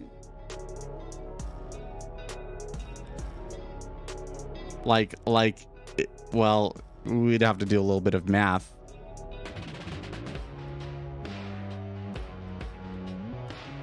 Oh, is it? 32 2 years and 1 10-year? That might be why. So, like, the question is, could you get more margin? Or sorry, not more margin. The question is it possible to increase your leverage by doing the spread in the micros. Because if that's 3,000, that margin, so I don't know what the spans are on the micros is the problem. Let's see here, CME span. I think there's a calculator, isn't there?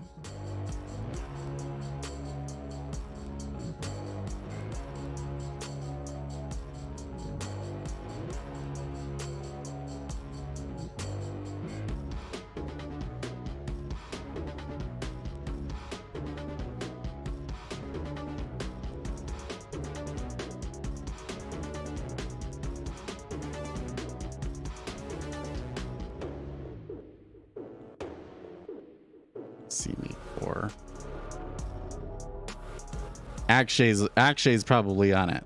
Do they give you span? Do you get span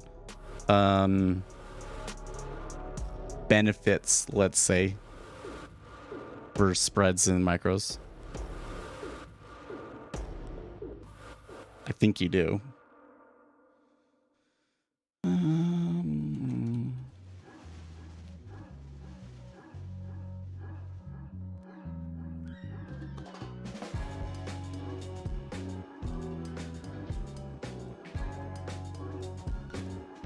Do you hear my son out there in the background? He's like screaming at the top of his lungs.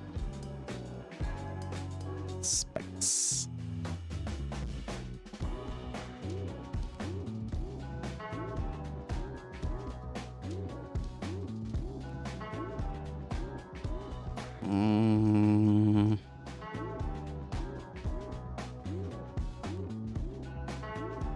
Never bothered. I'm telling you guys, this like here's how you got to think about it, man. This is a product where there is opportunity because everybody thinks that they're too good for it. That's really what it is. Here you have a market where you can literally, if you wanted to, you could literally be the market maker. Or you could be a major market making player if you were willing to put the effort in it. And maybe you had, like, you actually might be able to do it because you already have the data, right? And you could come in and you could be a market maker on there and you would make money from doing it. And it wouldn't be very much or anything, but like that's the whole thing, is that nobody's doing it because everybody thinks it's beneath them. But I am not, I don't think so highly of myself. I'm willing to pick scraps wherever I can. As long as I can make it work out with my costs, I'm game. If you have, if you have broker tech data, then go for it, man.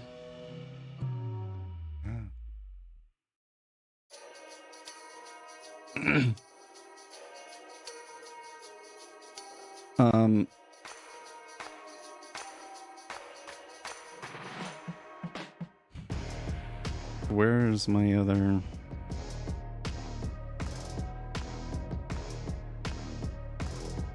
That was TN, so where's ZT? There it is.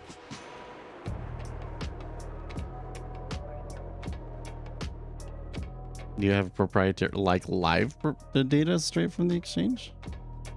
Well, that doesn't necessarily mean that it includes the broker tech data, though.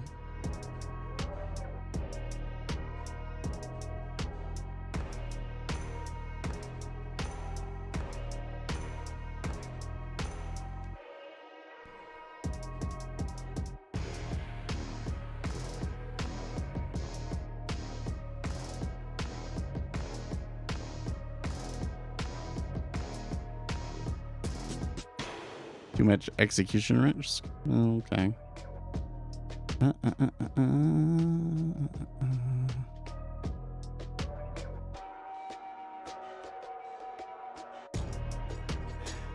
Where is that?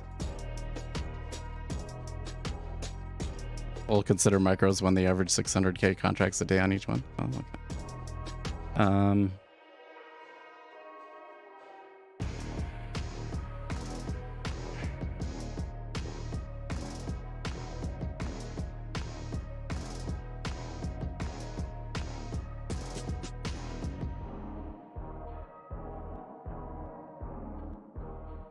I'm having a hard time finding margin information.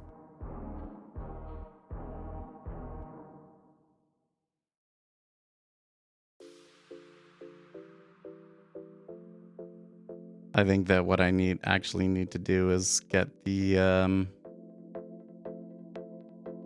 CME group margins.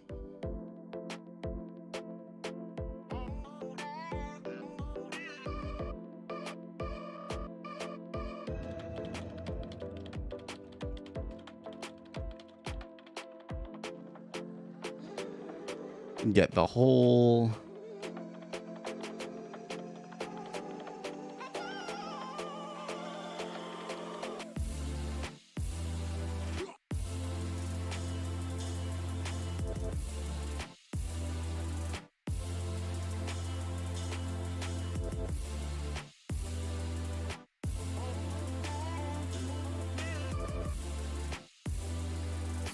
$3.25. I used to know by heart what it was, but I don't anymore.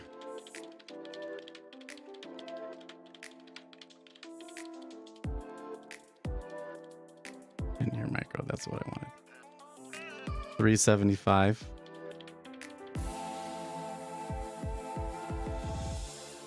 $3.75.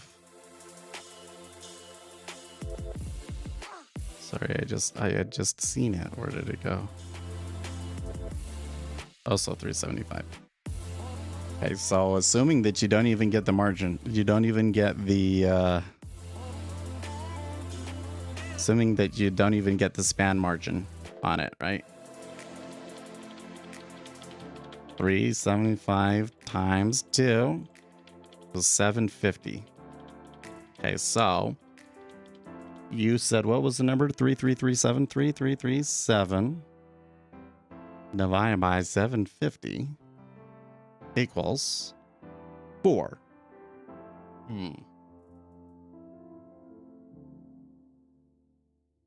So you're gonna have 4 micros for 1 tux.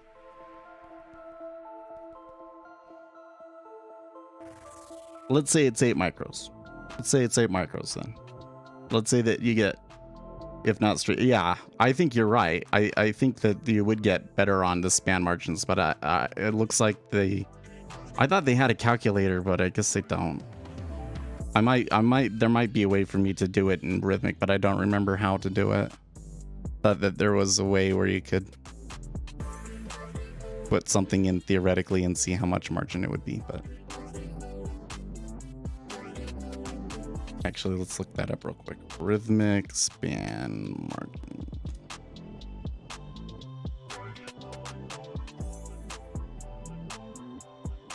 It's called CME. Yeah, well, I did see that CME core, but isn't that something you have to pay for?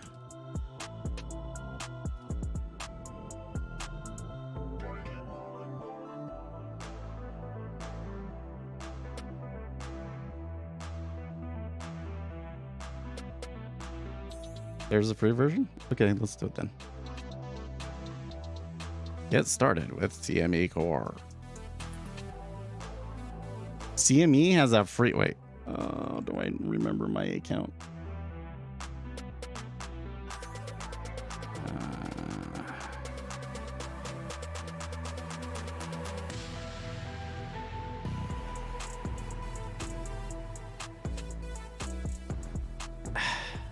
Really?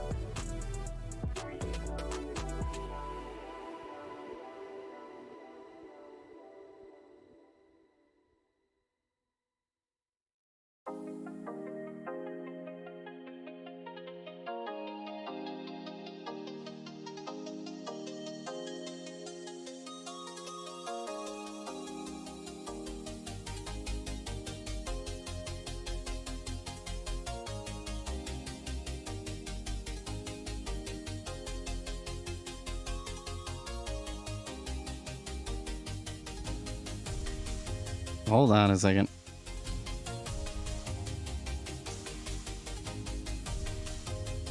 That's weird that as soon as I pick up my call, somebody who decides to call me. But it's a local number too, but oh, we're running out of time.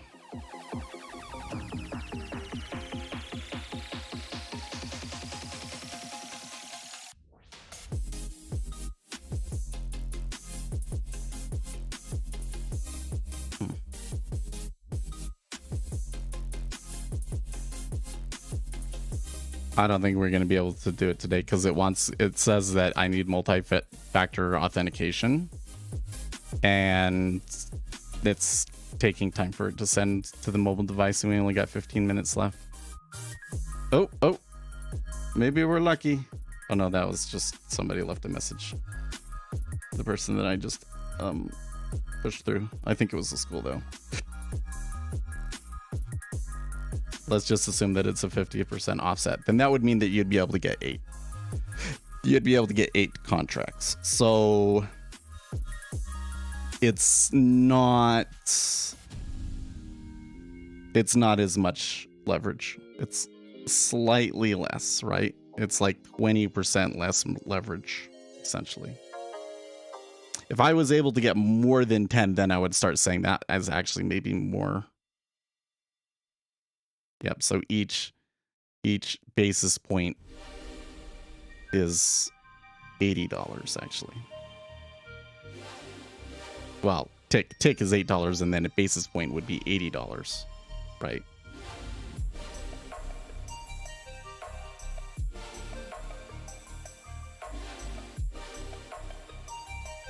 Whereas Tux is like 23, 43, 75 a tick.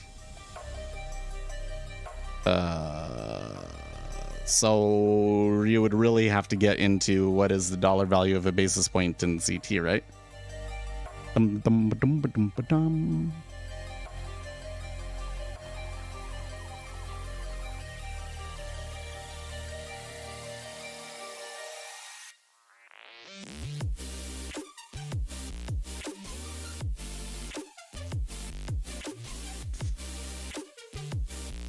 DVO1 on ZT is like 34. Let's see. Let me see. We can look that up very quickly. Yep, you're right. 34. 34. So it is more margin actually, isn't it? So it's saying the DVO1 of ZT is $34. Okay, and that's going to be the front leg of the spread that's going to determine, the DVO1. So we're saying if it moves 1 basis point, you would make $34 in the ZT, and you would make $80 in the micro treasuries.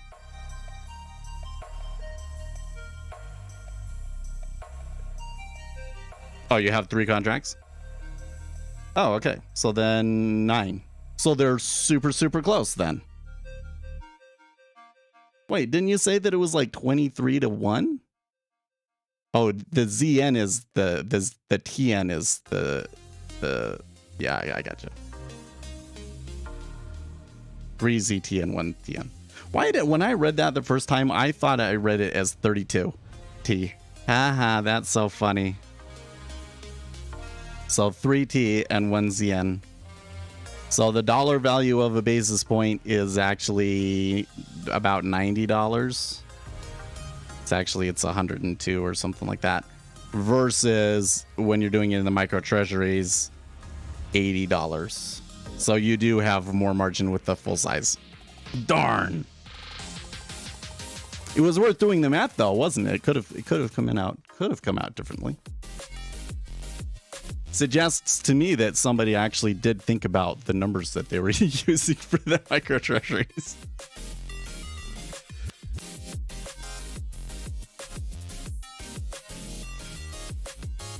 Well, no, I mean, if I'm saying if the spread moves 1 basis point, right?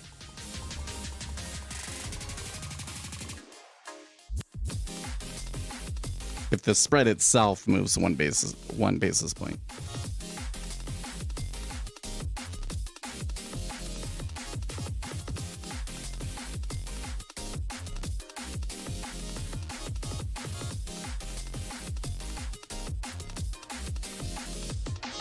Still, it's close. Oil is getting savage, Jaren. Look, the S&P 500 is as I mean, I wasn't trying to make a prediction or anything like that. I was just trying to say this is what it's been doing this week, and this is why, right? I said totally wouldn't be surprised if they sell all the way down back to the open, and then before the end of the day, close, have a panic bid to the highs again. Well, we'll see. If it'll be really funny if we get panic bid into the highs and the S&P 500 to close. Oh man, it's really I wonder. I have not seen a whole lot. I have not seen a whole lot of equity traders sharing information about how well they're doing, which probably means they're not doing very well, right?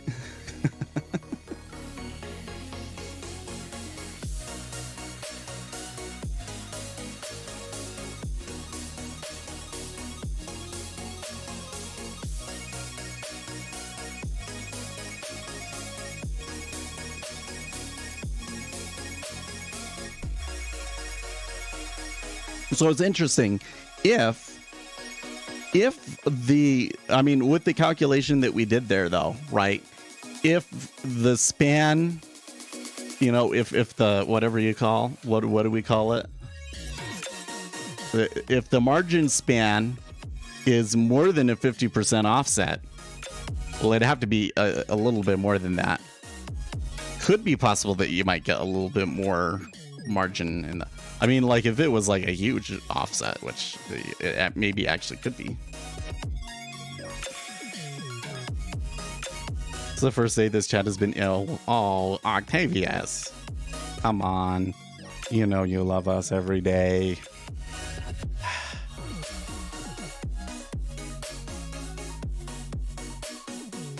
Actually, I'm interested. How boring was the stream? Well, the internet at large thought today was a pretty boring stream. little bit lower viewership than usual.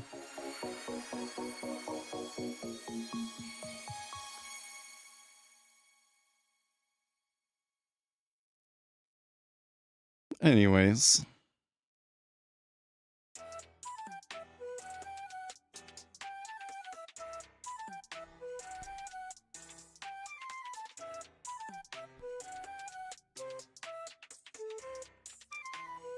You're welcome.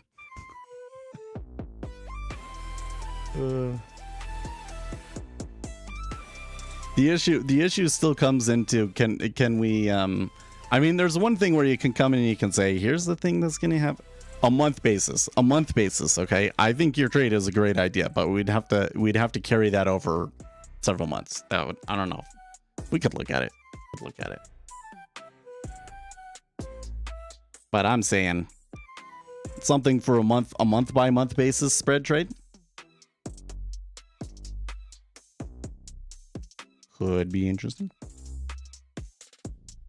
Although I don't know, maybe it's not as interesting as I make it out to be, because maybe the trade is on the first day of the month go flat and right. I'm actually now that I've thought this all through and everything, I'm actually kind of tempted to try it.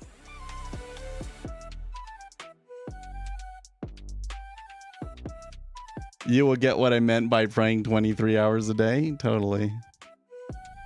Well, like the thing is I would want to be able to like just let it go through for the whole month. And so I think that I would want to put more money into the account so that I could have those on and still do like my intraday trading, right?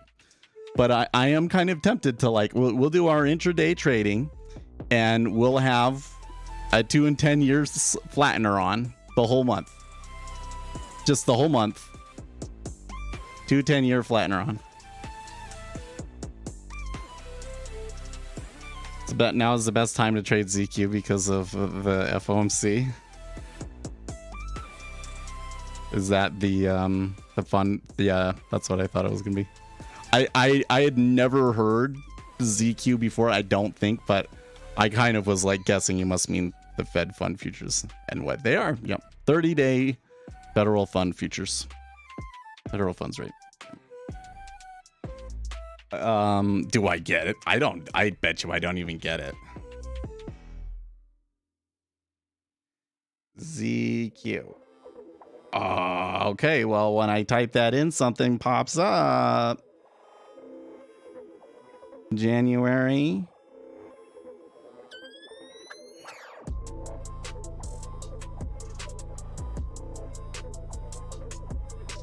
No.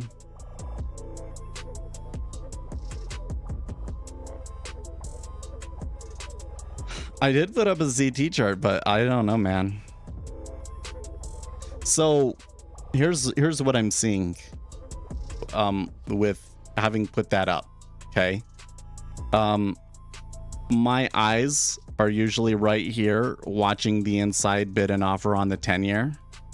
So I can kind of see what's going on here in the 5-year and what's going on in the 30-year here at the same time.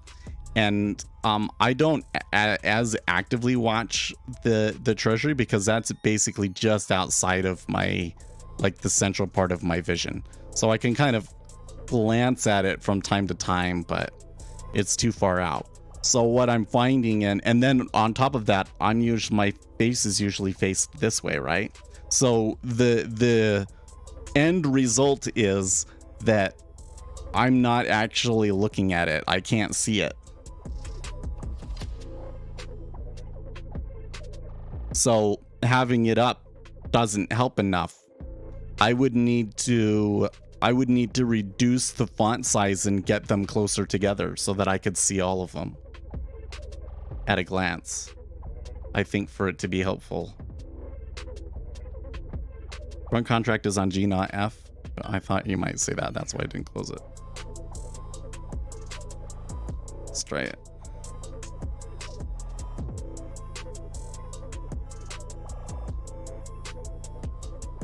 Even then, I would think that there would at least be... Well, yeah, it's still not loading anything. Unless it's not very active.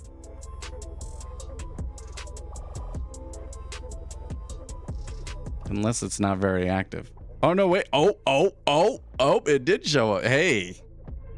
Now that's some size. Okay, so the instrument settings in Jigsaw are wrong. But it does show it to me.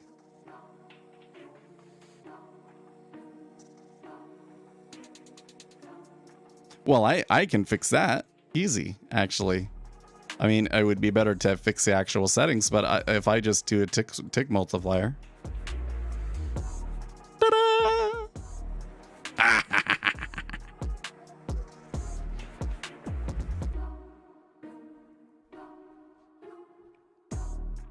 I find that one more interesting, to be honest with you.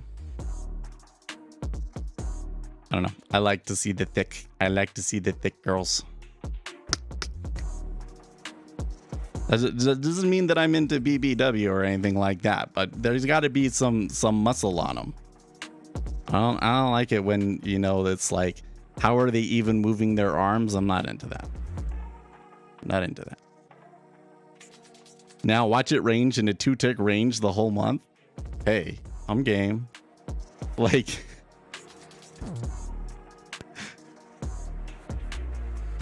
I think the issue is that I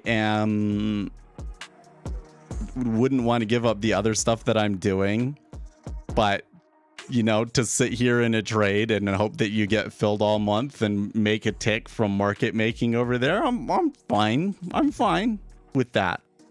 Whatever works. Like I said, any scrap that I can find where you'll like we can find something reliable, I'm interested. As long as it's like net profitable. And I guess the thing that I'm talking about here is like, if it can be systematized, right? If it's anything that would be largely systematic, as opposed to the very discretionary system that we have now, that would be really interesting, right? Because the whole thing is that it is going to be super hard to find a systematic trade like that. But it could still be possible because there could be trades that are just kind of overlooked because they don't make enough money for an institution to do anything with it. But a retail trader could still come in and make, with their one contract and make money. Each tick is 20. Well, that's perfect. So we can wait all month. We can do market making all month and make $20, $40. I'm down. I am down. We'd have to get filled on both sides, wouldn't we? So, oh, I don't actually understand the pricing here. It's not actually at 95.42, is it?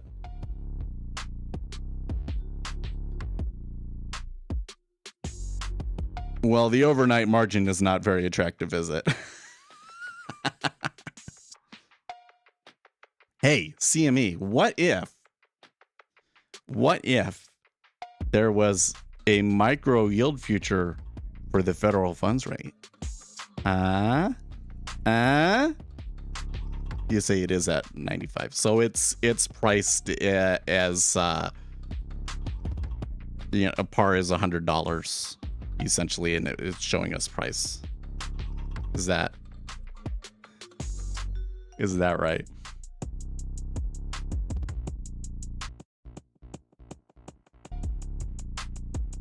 Yeah, the return on your equity there wouldn't be very good, would it? like if that was the trade that we was going to put on and we had to put $1,000 into it, I think it would probably be a better idea to just put it in our IRA.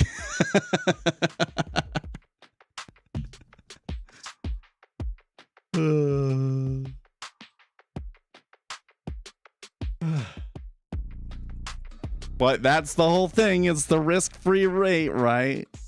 Yeah. I would have thought you'd get more leverage on something like that, though. Like, why is the overnight margin $950 if you're saying that it maybe moves 2 ticks in a whole month? That doesn't make sense at all. But it must mean that it ranges 2 ticks for the whole month, but then every once in a while, if there's like a surprise or something like that, then it's going to move like 250 ticks, and then that's where the margin is justified.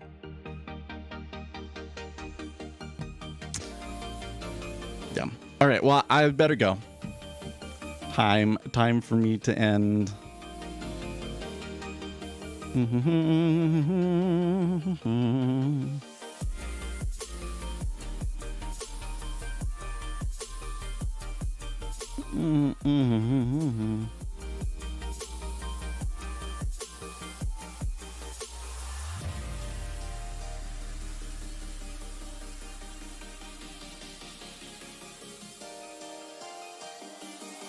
We'll say today's title is Researching Spreads and Margin Numbers. Well, yeah, but you were still talking about $40. No, I'm saying like the amount that you're going to make for how much money you're putting up is like, well, actually maybe that is good. It's a 4% per month. Let's say that we started with $1,000 and you made, let's just say that we made 1 tick a month. So we made $20 a month times 12 is going to be $240, right? $240 over 1,000 is 24 over 100. That's 24% per year. That's actually good.